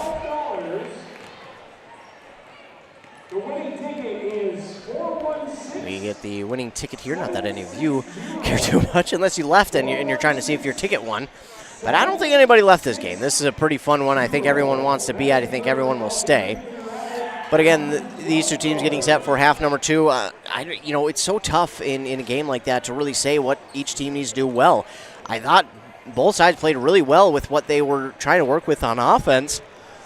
I really thought they had what they wanted working on the offense. Defensively, obviously, you always want to play better if you could. Every team would love to hold each team to 0 points. That's just not going to happen in basketball. But I think more or less you always want to improve on defense and offense, but defensively, I think for North Branch, obviously you have to watch out for Patrick Rowe. And you can't key off on him because then he's going to start going off himself. And so it's tough. You make sure to double team him, but you can't give all the attention to him because, well, then you're leaving everybody else open, and they have gotten contributions from other guys on the team as well. So you can't just go and double and triple team Rowe because then you got other guys on the court who can shoot as well and have shown their ability to shoot well. So it's not like you can double team. So they gotta figure out a way to guard him and then make sure that they're forcing fouls from him and also making sure they get that ball. If they do get him to pass the ball, make sure they're getting in the passing lanes a little bit better. I think for North Branch, too, they got to make sure their passes are clean. We've seen a few times where they just couldn't quite grab hold of the ball. So I think here in the second half, we'll want to see the North Branch Vikings pass it a little bit cleaner on the offense and hold on to the ball a little bit stronger. We are just about set to begin half number 2. 18 minutes. We'll go back up on that Embrace Orthodontics scoreboard. As head coach Todd Dufault checks back out onto the court, and he makes his way over to his team's bench.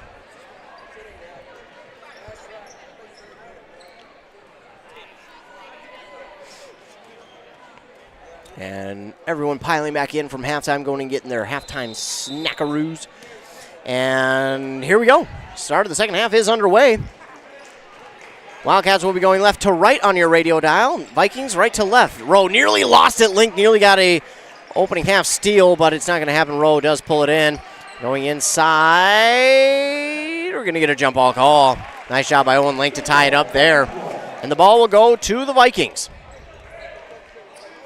I got to get my scoreboard up. That's why no one was scoring yet. That's why the Vikings couldn't score so quickly. Well, I don't know. But Owen Link will get it inside. Tried to anyways. It was tipped, and it's going to be stolen away by Patrick Rowe. Rowe, he'll take it himself, getting around two defenders, working it inside, spins back around, outside now to Schmidt. Schmidt from long three, no good. And going to get a foul call here on the Wildcats. Paulson with his first. Team's first of the second half. Vikings will inbound on the east side of the court. Beaver checks to the bench for head coach, see what he wants him to do, then gives off to Overson. Overson keeping that ball away from the defenders, gets it to Beaver, and then it's stolen away by Paulson. And Paulson will take it and shoot. No good. Link will get the rebound for the Vikings. Brody Beaver racing up the court, drives inside, throws up a shot, a little bit too far away, a little bit of an awkward angle. The shot's no good. Schmidt will come down with the rebound for the Wildcats. His shot going to be no good. Overson gets the rebound on the side for the Vikings. Quickly up the court, Brody Beaver lays it. You could tell he thought about going for the dunk, for the attempted dunk, but instead he knew his team was trailing by 5 and just smartly decides to drop it in for 2. That's a selfless play there by Brody Beaver. He could probably easily have attempted the dunk and probably maybe even got it, but just selflessly decides to go with the layup instead of the 3. Wildcats will get it inbounded after the Vikings knocked it out of bounds. This one's going to be stolen away. Overson will get the steal, and he'll give it off now to Link. Link nearly had it stolen away. He brings it back in. Beaver will get it. Pass Rowe. Gets it inside. It was blocked, and the Vikings still have it. Overson drops it in, plus the and one. It's 39 points. They're down by 1. Overson drops it in, and if he makes this, we're tied. First foul on O'Malley. Overson is good, and he ties us up at 40.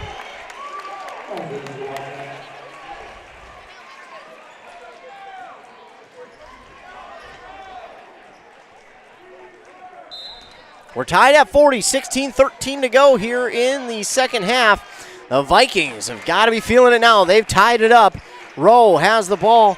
He'll jump pass over to Paulson. Paulson now gives it off to Meisner. Meisner to Xander Schmidt. Schmidt looking for a screen. He'll work to the near side. Gives it back to Meisner. Meisner looking. He gives it off to Paulson. Now to Rowe. Rowe gets past Beaver. 6 seconds to go on the shot clock. Gets knocked out of bounds by Brody Beaver. And when the Vikings inbound, they will, or rather the Wildcats inbound, they'll have 5 seconds on that shot clock. Rowe gets the inbound 5, 4, 3, and he works towards the basket. Shot is up, no good, but he stepped on the baseline, and the ball will go back to the Vikings.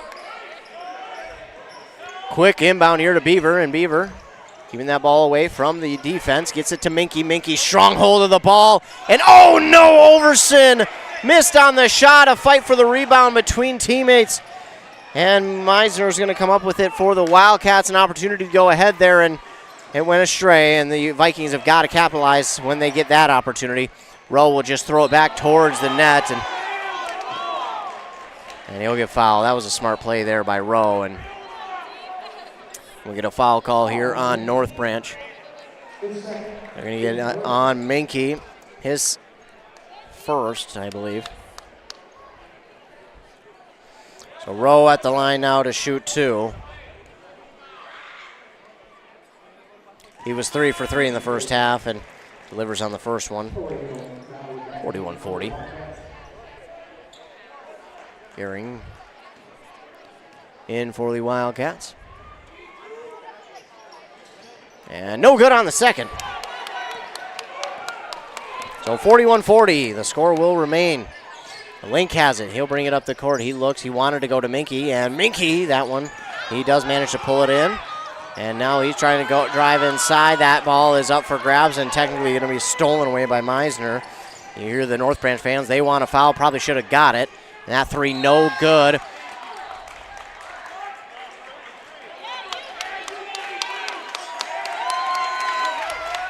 And they're going to get Gehring for a foul?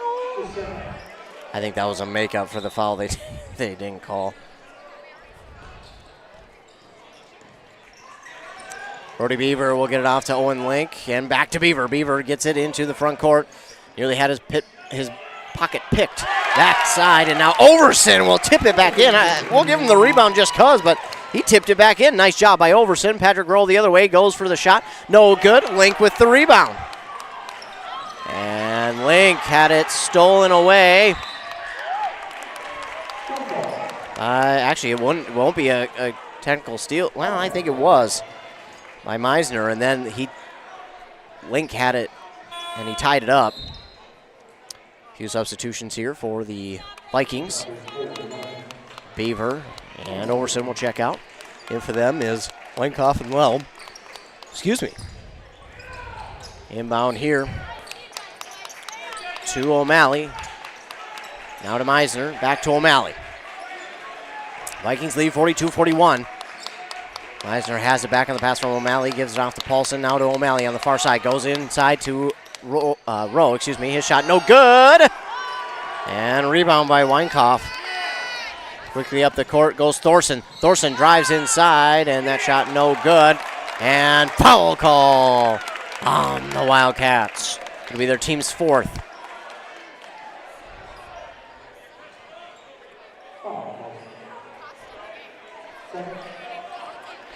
Paulson with his second. And at the line for 2 is Noah Thorson.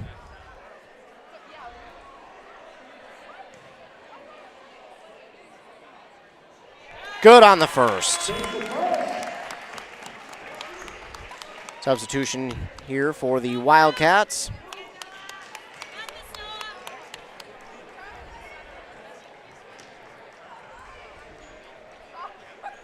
Thorson with his second one is good as well. Both of them drop through, and it's 44-41. North Branch Vikings with the lead. They get a quick substitution. Chaz Johnson checks into the game. Inbound here to Rowe from Seifert, and Seifert races up the court. Rowe, double team, gives it off near side to O'Malley in the near side corner. O'Malley will look. He'll give it over to Meisner. Meisner now to Seifert, now back to O'Malley. O'Malley falls, kept the ball dribbling, and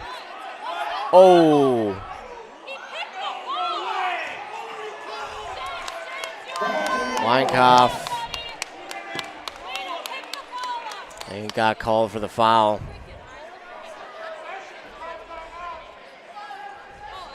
And we got a timeout called by the Wildcats, so no foul. 44-41, North Branch Vikings with the lead on that Embrace Orthodontics scoreboard. 13:44 left in the second half. And I apologize if you hear any foul language. Any fans here from North Branch not too pleased with a call that they heard or didn't hear.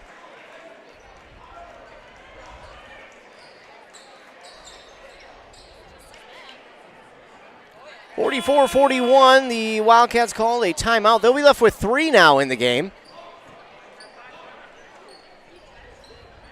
And the Wildcats will get set to inbound. Meisner looking. He'll give it off on the far side. And now gives it to Meisner. Meisner will hand it off to O'Malley on the near side for 3. It's no good. And rebound there by Paulson. He was no good. And then the rebound and 2 on the putback by O'Malley. O'Malley got it to fall, makes it 44-43. And O'Malley will look to make it a tie game once again. Trying to tie it up at 44. O'Malley looking for the three-point play.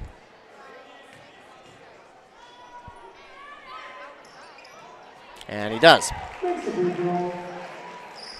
So we're tied at 44 here between these two teams with 13 and a half minutes to go. Brody Beaver gets it up the court on the far side, traveling on the baseline. We're going to get a foul call? Yes, we will on the Wildcats. It'll be called on O'Malley, his second, and the team's fifth. Beaver will get set to inbound. He was looking to go somewhere, but then just lays it into Overson. Overson nearly had it stolen away, pokes it to Minky, and somehow Chaz Johnson comes up with it. On the far side, Beaver has it. He'll give it off to Minky. Minky had the pass tipped, but it got to him. Brody Beaver somehow comes down with that one. Drives inside, just lays it up, and in for 2. 46-44. Vikings retake the lead. Patrick Rowe has it. Guarded by Beaver. He gives it off now to Seifert. Seifert at the top of the key, gives it off far side to O'Malley. Now inside. Shot no good by Larson, and it's taken by Beaver. Probably could have been a foul there on the Vikings, but no foul called. Beaver has it. He gives it to Chaz Johnson. Now on the near side to Wyckoff, and gives it off to Chaz Johnson. Now inside Overson. Makes the defenders blink, but then he misses his shot, rebounded by Schmidt, Xander Schmidt. Now he gives it off to Rowe, to Schmidt at the top of the key. And that ball is going to be stolen away. No. Before the steal, we're going to get a foul call here on the Vikings. That one's going to go against Chaz Johnson, his second. Wildcats will get set to inbound. Inbound on the far side for Schmidt. Now for Seifert. Seifert top of the key, gives it off on the near side here. And whistle. And we got a whistle here, I believe on the Vikings again, maybe?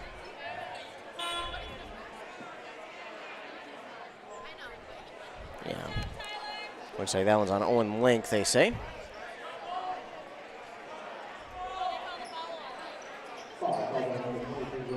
It'll be the Vikings team fourth.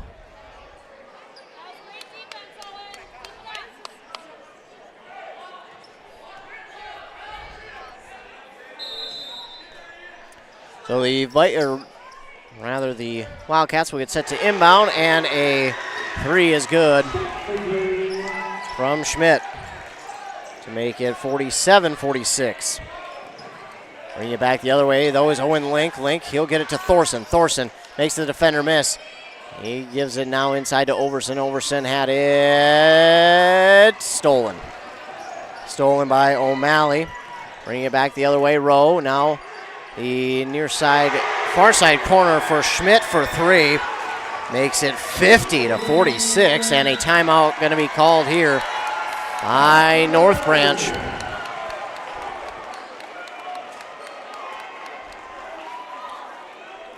At halftime over in Bram, Pine City led the Bombers 40-21, but that was a little bit of time ago, so that could have changed by now, but Pine City leads the Bombers there at halftime, 40-21. Timeout called here by North Branch. They'll be left with 3 with 11:34 to go here in the game. 50-46. The Wildcats with the lead. North Branch, they came out of this second half firing, and they had a lead, held on to it for a few minutes, but then the Wildcats have done nice work with the 3-ball from Xander Schmidt. He had back-to-back ones, and that's how he has given them a lead now at 50-46. Going to be a full timeout here from head coach Todd Dufault.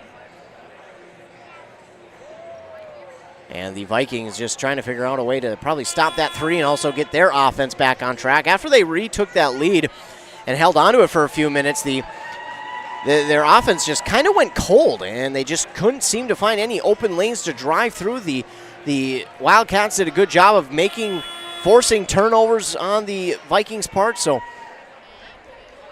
the Vikings will try and get things back in their favor as Chaz Johnson will get set to inbound.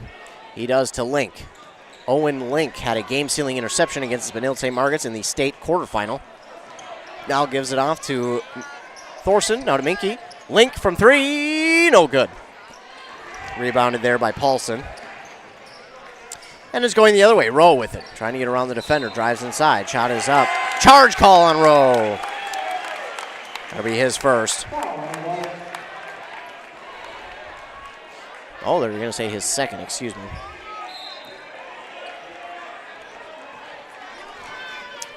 So Owen Link will take it back up the court.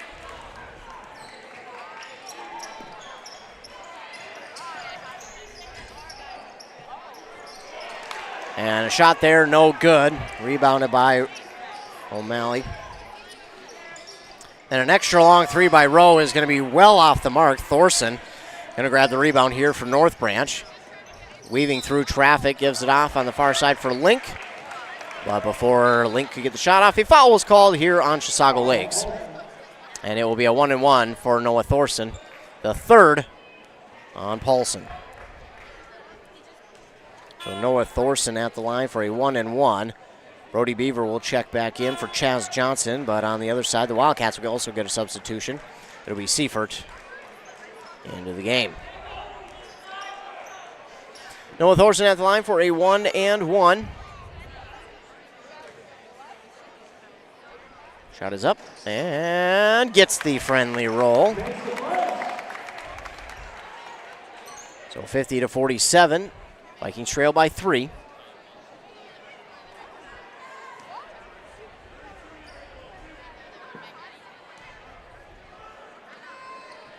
Thorson good on the second as well.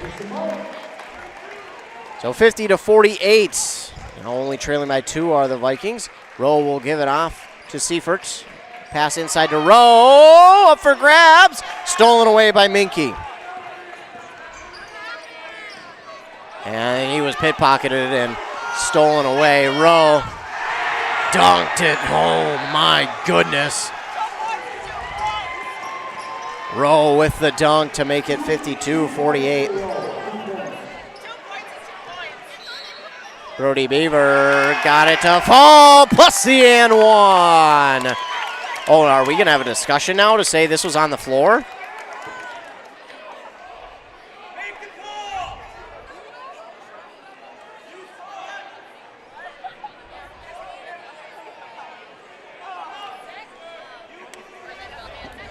So this could be big. They're going to talk over this to see if this was on the floor or a shooting foul.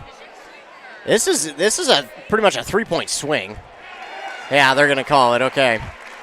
Would have had probably a riot here by Viking fans if they didn't. So Brody Beaver gets it to drop in for 2. And now is the chance at the 3-point play. A third foul there on O'Malley. As he's no good, but he will get the 2. It's rebounded by O'Malley. Now Wildcats have it. They'll pass around. O'Malley gives it off to Rowe. Rowe just inside the perimeter. Traveled. Rowe doesn't agree, and he's calling for the fans to give it to him. That might not be the best idea. Rowe seems like a player who feeds off of that. 52-50. Vikings trail by 2. Beaver. And he'll get it into the front court. Minky, great job. Drives to the basket and drops it in for 2. It's the tying 2. We're tied at 52. Rowe drives inside. Shot up. No good. And a foul going to be called here on the Vikings. It'll be their 5th team foul. It'll be 2 shots for Rowe. The 3rd foul on Overson. And Rowe at the line to shoot 2. First one is good. 53-52.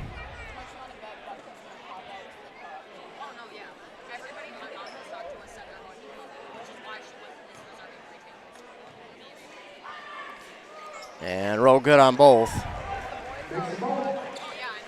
54-52. Vikings back down by 2, but plenty of time left. Still 9.5 minutes here in this second half.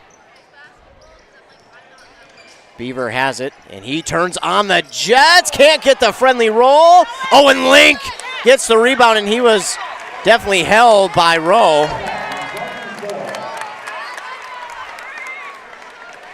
Link will get credit for the rebound, and then I believe they're going to get Rowe for another foul.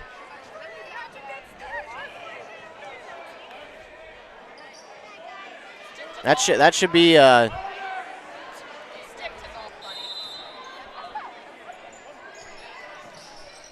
should have been a shot. Should be at the line.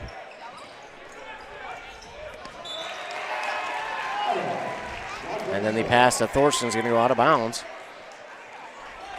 Well, no shot, and then the pass goes out of bounds, so North Branch, the Wildcats might have gotten a freebie there.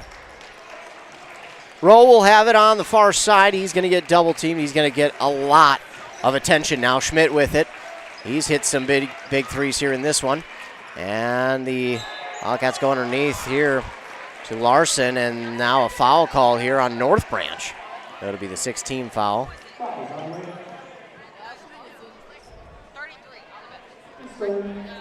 Owen Link will get his third. And at the line is going to be Ian Larson for 2. First one's no good.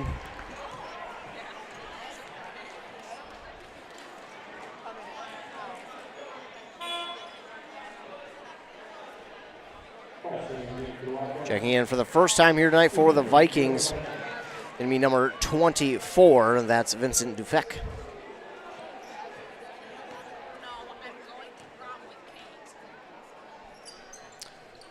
Larson makes the second one. So it's 55-52. Vikings now trail by 3. Beaver, he gets it off on the near side to Thorson. Thorson goes underneath the basket and wide open for the layup. Brody Beaver makes it 55-54. That'll be the easiest layup of his life probably for Beaver. And then Larson will drop it in for 2. 57-54. Beaver has it. He'll work it up the court now for the Vikings, trying to use that speed, and he drops it in for 2. Brody Beaver kind of taking over now for this Viking offense, but quickly up the court. Rowe nearly had it stolen away by Beaver, but he does get it off to Meisner, now to Schmidt. Schmidt will go inside to Rowe. Rowe calling for it, trying to get through some traffic. Shot is up, no good. Brody Beaver grabs the rebound. Beaver battling with Rowe. Them two have had a good battle here in this second half. Beaver not backing down. Thorson will get the pass from Beaver. Now to Dufek, now on the far side for Beaver. Beaver will go inside, and an easy 2 for Chaz Johnson. And the Vikings have a 58-57 lead. Rowe will walk it up the court, and he'll give it off on the far side there for Paulson. And just as the pass gets to Paulson, we got a timeout call here by the Wildcats. The Vikings retake the lead, 58-57. 7:40 to go in the second half. Looks like it'll be a full timeout called by the Wildcats and Mike Holmquist. 7:40 to go, 58-57. Vikings with the lead. Beaver, their leading scorer by a good chunk. He came alive late in that second half by scoring points and has not taken him long here in the second half to really get going as well. So he continues to be a huge help for this team and showing off that leadership again. He was a kicker and kind of everything in football for this North Branch team, and he's got a tough matchup guarding Patrick Rowe, and then Patrick Rowe kind of guarding him. They're playing a little bit of zone on defense, are the Wildcats, so it isn't Rowe all the time guarding him, but Beaver has a tall task of guarding Rowe. I mean, Rowe is being recruited by some pretty talented Division I and II teams, and anytime that you got a guy like that who comes to play in your building, you always want to make sure he doesn't score. Obviously, he's going to get his points, but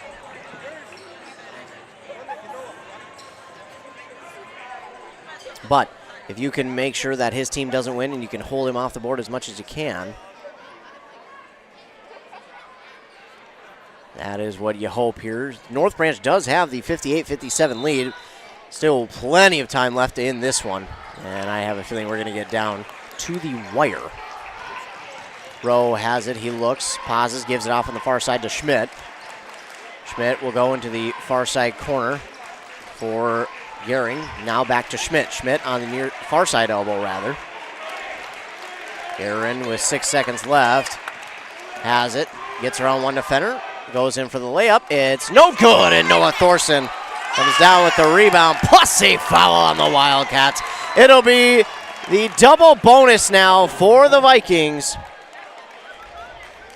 That one's going to go against Gehring, his third, team's 10th. And Noah Thorson will be at the line for 2.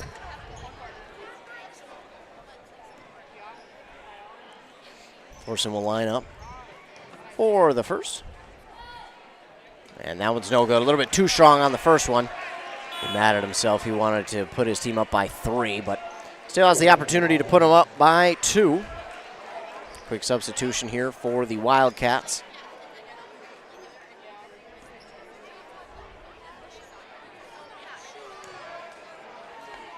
Thorson. He'll have a little ring around the rim and finally fall through. Make it 59-57.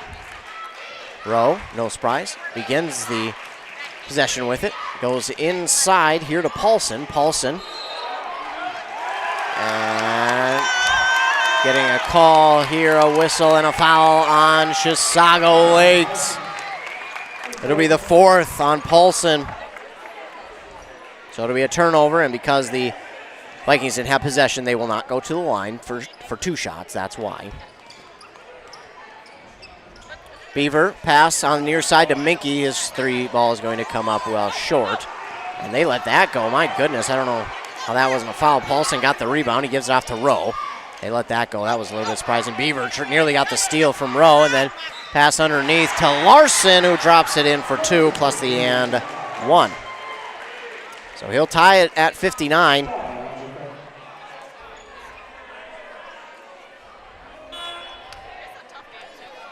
That's going to be the first for Dufek. So Larson will be at the line now to try and add on and give the Wildcats the lead right back. And he drops it in. So 60-59, Wildcats have the lead. Beaver stops, gives it off on the near side corner to Tyler Minky. He goes back to Beaver, who's on the far side. Trying to turn on the wheels, but has to slow it down. Schmidt guarding him well. He'll take it back out top of the key. Now spins back around, drives inside, hands it off to Tyler Minky. Far side for 3. It's no good. Owen Link tried to grab the rebound, but Paulson is there, and he'll take it away. Rowe driving inside, gets around one defender. Puts up the shot, no good. We get a foul call here on North Branch. It'll put the Wildcats in the bonus. That's going to go against Link, his 4th. And Rowe at the line to shoot a 1-and-1, I believe, anyways. Yeah, it is 1-and-1. Rowe, first one good. 61-59.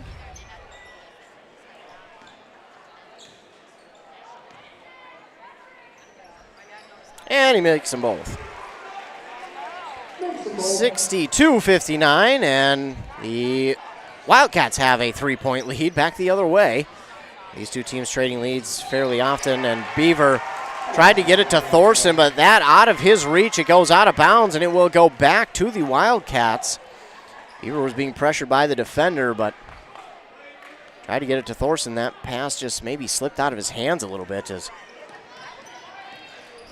Thorson could not bring it down, and then a wide open Paulson underneath the basket.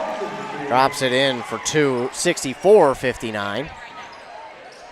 Beaver has it as he dribbles it up the court. He gives it off to Minky.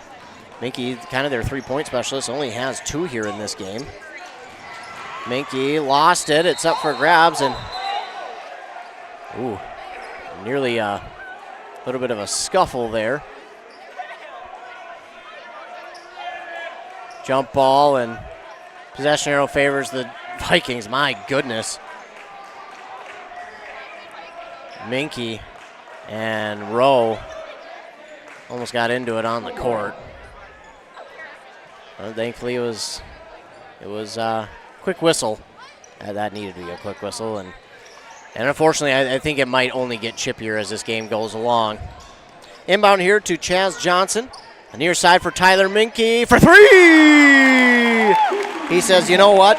I got to get this to fall. I need it to go my way. He does get that one to fall. 64-62. Rowe trying to get around defenders. Gets around 1, gets around 2, and he'll drop it in for said 2. 66-62. Brody Beaver backs up, trying to get around Xander Schmidt. Nearly lost the ball. And on the far side, somehow the Vikings do come up with it. Minky, it rattles out. Thorson had the rebound, but now Xander Schmidt will take it the other way. He's fouled. And a foul call here on the Vikings. Wildcats go to line to shoot 2.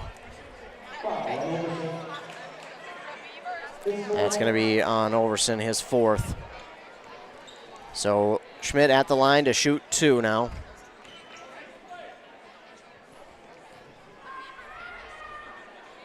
First one, no good. Substitution on the side of the Wildcats.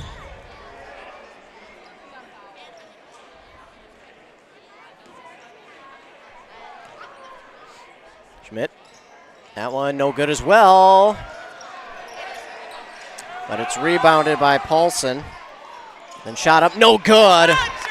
Chaz Johnson grabs the rebound. He'll hand it off to Minky. Minky trying to work his way around the defenders. Gives it off to Beaver on the far side. Beaver turns on the Jets, drives inside. Shot is up, no good. Larson gets the rebound for the Vikings. Now on the far side, Xander Schmidt steps inside the three-point line. Drains it for 2. 68-62.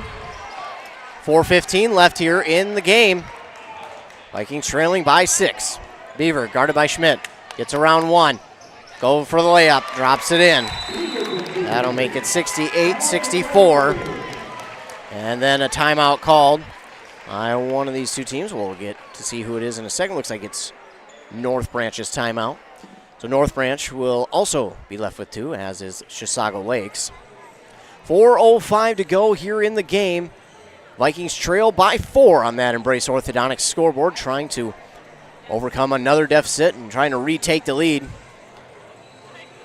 Both teams do a good job of kind of taking the lead and running with it for a few minutes, and then all of a sudden the other team comes back and is able to take their own lead for a few minutes. It's been back and forth like that for pretty much the entire second half. And now it's going to come down to the last 4 minutes and 5 seconds, with the Wildcats leading by 4, 68-64. Been a fun one nonetheless. All teams back out onto the court. It will be Wildcats inbound.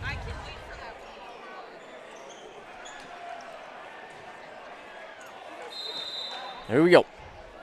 Paulson inbounds to Rowe, no surprise. And Rowe trying to get past Beaver. Rowe turns on the Jets himself. Drives inside, drops it in for 2. So now 70-64. Wildcats with the lead. Beaver has it. He thought about going to Minky, then to Chaz Johnson, then to Overson. And Rowe.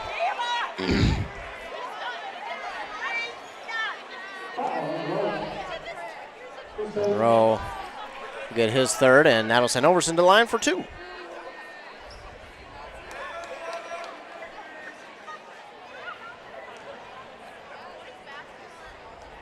People want a tech, but that's not a tech. He was saving himself from falling to the court, so you can't call a tech on that one. He jumped over Overson. Overson just waited, did a good job, and unfortunately, Rowe landed on top of him, and you can't call a tech there. That's somebody said you don't allow that in the big leagues. Well, they don't allow a lot in the big leagues, to be fair. So,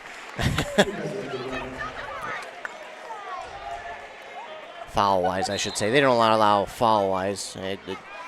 You swipe his hair, or you sniff too hard on him. That's a foul in the NBA. Although they do get away with a ton of travel, so. Rowe, no good on his shot. Instead, it looks more or less like a pass. Xander Schmidt from way out wide, no good. And a foul called here on the Wildcats. 70-66. I was one ahead. I tried, ladies and gentlemen. I tried to give him one more. And the foul there called on Ian Larson, his third. Ball will go back to North Branch. And, of course, they will go to the line to shoot two. Chaz Johnson at the line. Of course, the double bonus for the Vikings. Any foul pretty much will be 2.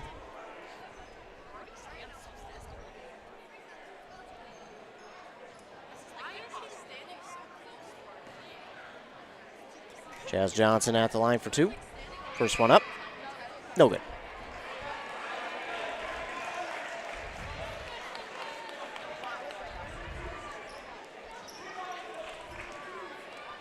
Chaz Johnson will line up for the second one.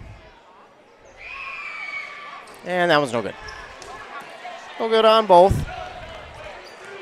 And Larson was the Wildcat who got the rebound. Now it's Meisner. Meisner looks. He wanted to go to Paulson, but he was guarded too well. Larson now has it back. He gives it to Meisner. Meisner now to Schmidt at the top of the key. 70-66 is the score. 3 minutes left to go. Rowe brings in the pass. Stops, looks, shot up, good.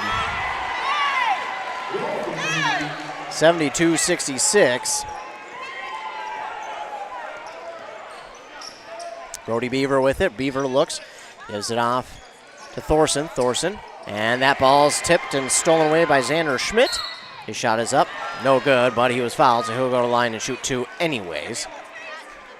It'll be the 10th team foul now for North Branch. They'll put the Wildcats in the double bonus. That one's going to go against Dufek. His second. Again, Schmidt at the line to shoot 2. No good. He got it. He went off the front of the rim, but crawled in. Couple substitutions here for the Vikings.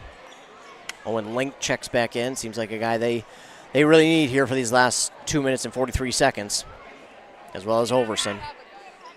Xander Schmidt, no good on the second. So only gets 1 of 2 to fall. It's 73-66. Owen Link, he'll hand it off to Beaver, and Beaver will drift outside the perimeter. Now to Minke, now to Overson. Overson, giving the ball away from defenders. Back outside to Brody Beaver, a little too hard. Overson, though, grabs the rebound. Now to Thorson. Thorson trying to drive inside. Pass, trying to go outside to Link, but it's stolen away by Schmidt. And Schmidt will go inside. Shot is up. And good there for Paulson. 75-66, and timeout going to be called here by North Branch, and they need it. They're down by 9 now with 2:05 to go. 2:05 left here in the game. Vikings trail by 9, 75-66 to the Chisago Lakes Wildcats. The Wildcats offense has not so much turned it on. They've just been able to get their shots to fall while the Vikings haven't. Of course, turnovers kind of plagued the Vikings as of late. Turnovers have been something kind of a thorn in their side these last couple minutes, and why some of their possessions have ended a lot earlier than they should have for the Vikings of North Branch. Vikings trying to get off a 5-game losing skid. The Wildcats trying to get their second win in a row. Wildcats won on Tuesday. Vikings trying to end the 5-game losing skid and improve to 500 on the season at 5-5. They sit at 4-5 at the current moment. Buzzer sounds. 15 seconds are left in the timeout, and then we'll be set for action once again. This This is going to be an interesting finish. 2:05 to go. Plenty of time left to get the 9 points, but the question is can North Branch stop the Wildcat offense right now? And it would just be easy to say, oh, well, 3 threes, and then you'll tie it up. Well, yeah, but you got to worry about the Wildcat offense, and right now they're pretty hot. Again, they're getting their shots to fall when they need them. So the Vikings will get it inbounded here. Overson has it on the pass to Beaver. Beaver spins back around, gives it to Minky. I'm sure they want to try and open a shot up for him. Instead, he gives it off on the far side to Link. Link now to Thorson. Thorson for 3. It's good! Noah Thorson, that's a good start. Makes it 75-69. Now a 6-point game. And pass now to Schmidt. They'll go full court press. That ball tipped, stolen away by Minky. Owen Link, block by Rowe. And that'll give it back to the Wildcats. Schmidt inside. Shot up good by Paulson. Makes it 77-69. Brody Beaver goes the other way. He was fouled. He'll go to the line to shoot 2.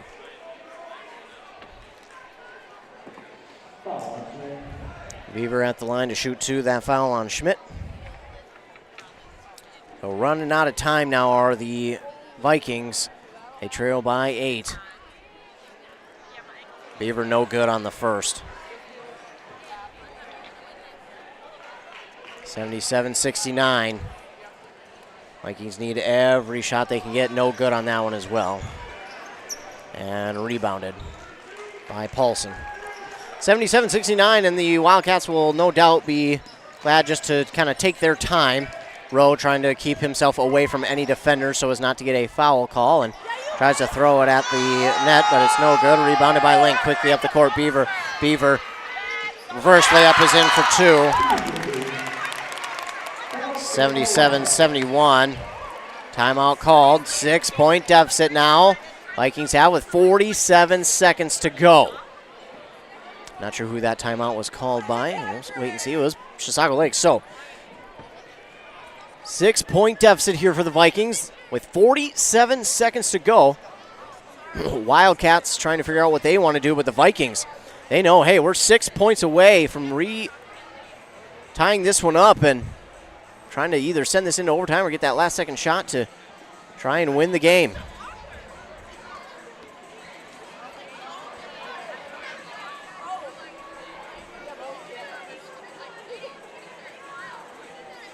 Timeout again called by Chisago Lakes. It's 77-71.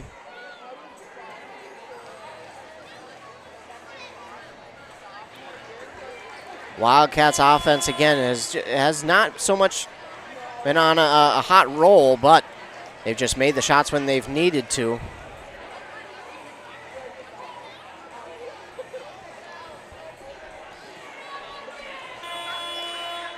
So that timeout was by the Wildcats, and the Vikings will have 47 seconds left to try and tie this game up. Possibly send it into overtime. A deep throw, Rowe. It's going to go over his head. That ball went way too long.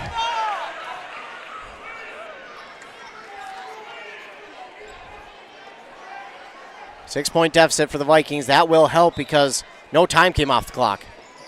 Brody Beaver now will have to inbound. He does to Owen Link. Link from 3, lines it up. No good. Brody Beaver comes up with the rebound. Oh, and they're going to give him for a travel. He got the rebound, but then traveled. 41 seconds to go.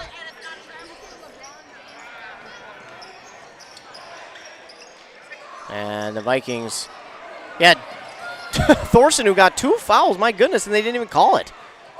Missed shot. Rowe gets the rebound. Wow. They missed a couple foul calls on the Vikings. That took a ton of time off the clock. About 10 seconds.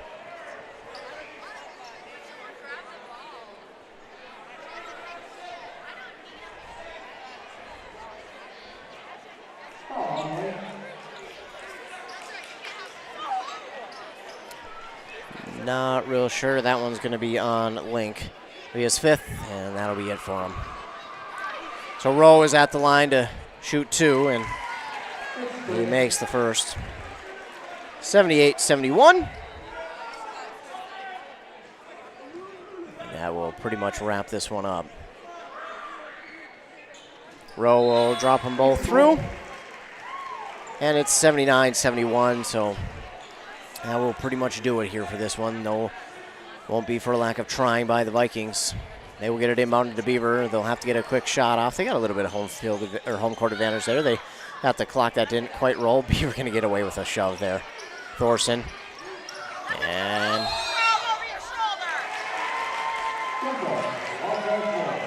And they might tech Thorson here.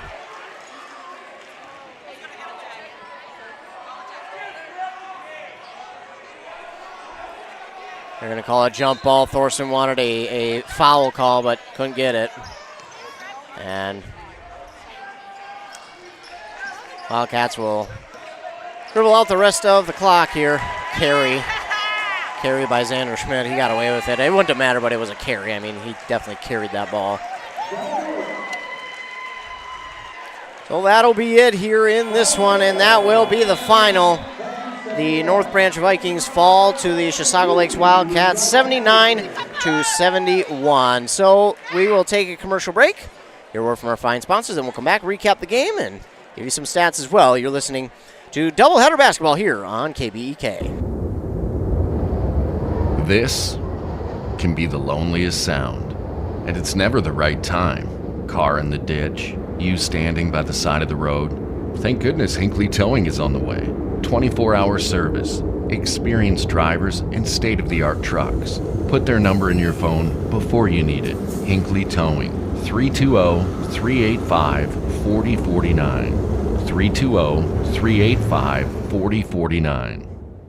'Tis the season to share the joy of Wisconsin cheese. At Burnett Dairy Cooperative, they understand the importance of great cheese and take pride in their gift boxes. Burnett Dairy can customize gift boxes and include a nice note, and they can be shipped throughout all states except Hawaii. Who doesn't love cheese? This is the perfect gift for anyone. Order your cheese gift boxes online at shop.burnettdairy.com or give them a call, 715-689-2748 for custom orders, and they can be shipped or picked up at the store. Are you interested in a technical degree that can quickly help you land your dream career? Or maybe you've always dreamed of going to a four-year college, but you'd like to start close to home. Either way, Pine Technical and Community College has you covered. PTCC offers more than 50 degrees in hot fields like healthcare information technology, advanced manufacturing, and business. PTCC is now accepting applications. Financial aid may be available. Online at pine.edu. Starting out or starting over, find your future at Pine Technical and Community College. Embrace Orthodontics offers a unique specialized approach to orthodontic treatment with custom braces or Invisalign. The team at Embrace loves getting to know their patients personally and takes the time to make sure all your questions are answered. Their board-certified orthodontists use only the latest in modern technology to give you the best outcome possible. They work with your insurance company and offer flexible financing options to fit your budget. Call today to set up your free exam and see how Embrace Orthodontics can transform your smile. More online at embracemn.com. That's embracemn.com. A duo that is perfect together. That's Dale's Heating and Appliance and Lennox. Dale's is your local Lennox dealer that's committed to making your family's comfort their top priority. With a wide assortment of options, Dale's will ensure your home's air is top quality. Call Dale's today or visit them at dalesheatingandappliance.com and ask how you can save on your next AC unit. Lennox and Dale's, the perfect duo. Dealer number E06356. Back here on KBEK, nice 95.5 FM. The North Branch Vikings fall to the Chisago Lakes Wildcats 79-71. Taking a look at the stat leaders leading the way for the Wildcats. No surprise, it was Patrick Rowe. 31 points, 15 for Xander Schmidt, 14 for Ben Paulson, and then 3 for Gary and O'Malley, 2 for Estes and Seifert. I did mention Ian Larson, who had 9, so 10 rebounds. Rowe just had a double-double with 10 rebounds, 8 for Larson, 7 for Paulson, and 4 for Schmidt and O'Malley. They, went 10 of 15 for free throws here in the second half, 15 for 23 overall. They had 12 total steals, 6 in each half, and had 21 total team fouls. On the other side for the North Branch Vikings, leading the way was Brody Beaver with 24 points, and then 14 for Noah Thorson, 13 for both Tyler Minke and Evan Overson, 4 for Chaz Johnson, and 3 for Owen Link. Rebound-wise, leading them was Owen Link with 8, 7 for Overson, and 5 for Brody Beaver. Free throws, they were 8 for 14 in the second half, 13 for 22 overall. They had 8 steals in the game, 5 in the first, 3 in the second, and they had 20 team fouls with 9 in the first and 11 coming in the second half. It was a good battle here between these two teams. Unfortunately, Chisago Lakes, their offense just hit the shots when they needed to on the offensive side of the ball. So it wasn't so much that their offense just got hot or they were that much better. It's just their offense hit the shots when they needed to here late in the game. And we're just a little too far away from North Branch, as North Branch, their offense kind of went a little bit cold, and they just couldn't seemingly find a shot to hit. So the North Branch Vikings fall for the 6th time in a row. They fall to 4-6 on the season. Wildcats will improve to 7-3. I want to thank you all for tuning in here tonight. Thanks so much for tuning in. Thanks so much to all the fine sponsors who sponsor this broadcast. If you're listening to this game on our YouTube, don't forget to subscribe to our YouTube page, because anytime that we go live with a local sporting event, you will get that notification. If you are subscribed to our YouTube page, all you have to be is hit that subscribe button, then you'll get the notification anytime that we go live with a local sporting event. And all you have to do is click the notification, and it'll bring you to the live video or audio on this YouTube page. Don't forget to stay tuned to the morning shows on this very station, 95.5 FM with Rockin' Robin Riley at 7:30 and 8:30. Then over on 100.9 FM with Joshua Miron at 7:45 and 8:45. That's when you can catch your local sports updates. We'll talk local sports, this game, and all the other games in our local listening area, as well as regional and some national sports as well. Of course, don't forget to stay tuned to our Facebook pages, WCMP Radio and KBEK, as well as our websites by the same names, and our Twitter at WCMP Radio for all things local sports. We'll keep you updated with breaking news, cancellations, reschedules, recaps of games that we've covered, as well as, signings and things like that. Of course, interviews as well.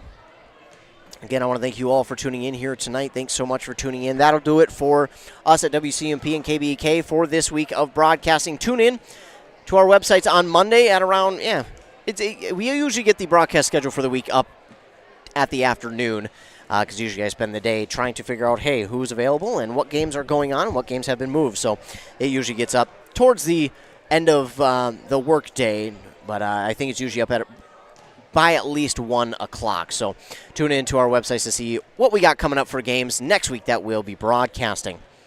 Again, the final here in this one on that Embrace Orthodontic scoreboard, the Vikings fall to the Wildcats 79-71. Again, thank you all for tuning in. Thanks so much to all the fine sponsors who sponsor this and every other broadcast that we do. Don't forget to subscribe to the YouTube page. Stay tuned to the morning shows. Stay tuned to our websites and Facebook pages and our Twitter as well. And we'll remind you to remember to be kind to everyone. You just never know what someone is going through, and your kindness could really make their day. It costs nothing to be kind. So my challenge to you this weekend: be kind to someone. Make someone smile. Be kind. For me, I remember, I've gotten compliments on my shirts before because of bands or just it was a cool logo, and it really does. It really makes my day because it just, someone took the time to notice my shirt and they say, hey, that's pretty cool. So it doesn't take too much to be kind to someone, but try and be kind to someone here this weekend. Again, the final here on that Embrace Orthodontics scoreboard, the North Branch Vikings fall to the Chisago Lakes Wildcats 79-71. For KBEK, I'm Ethan Game Day Gilman. Have a great rest of your night and a fantastic weekend.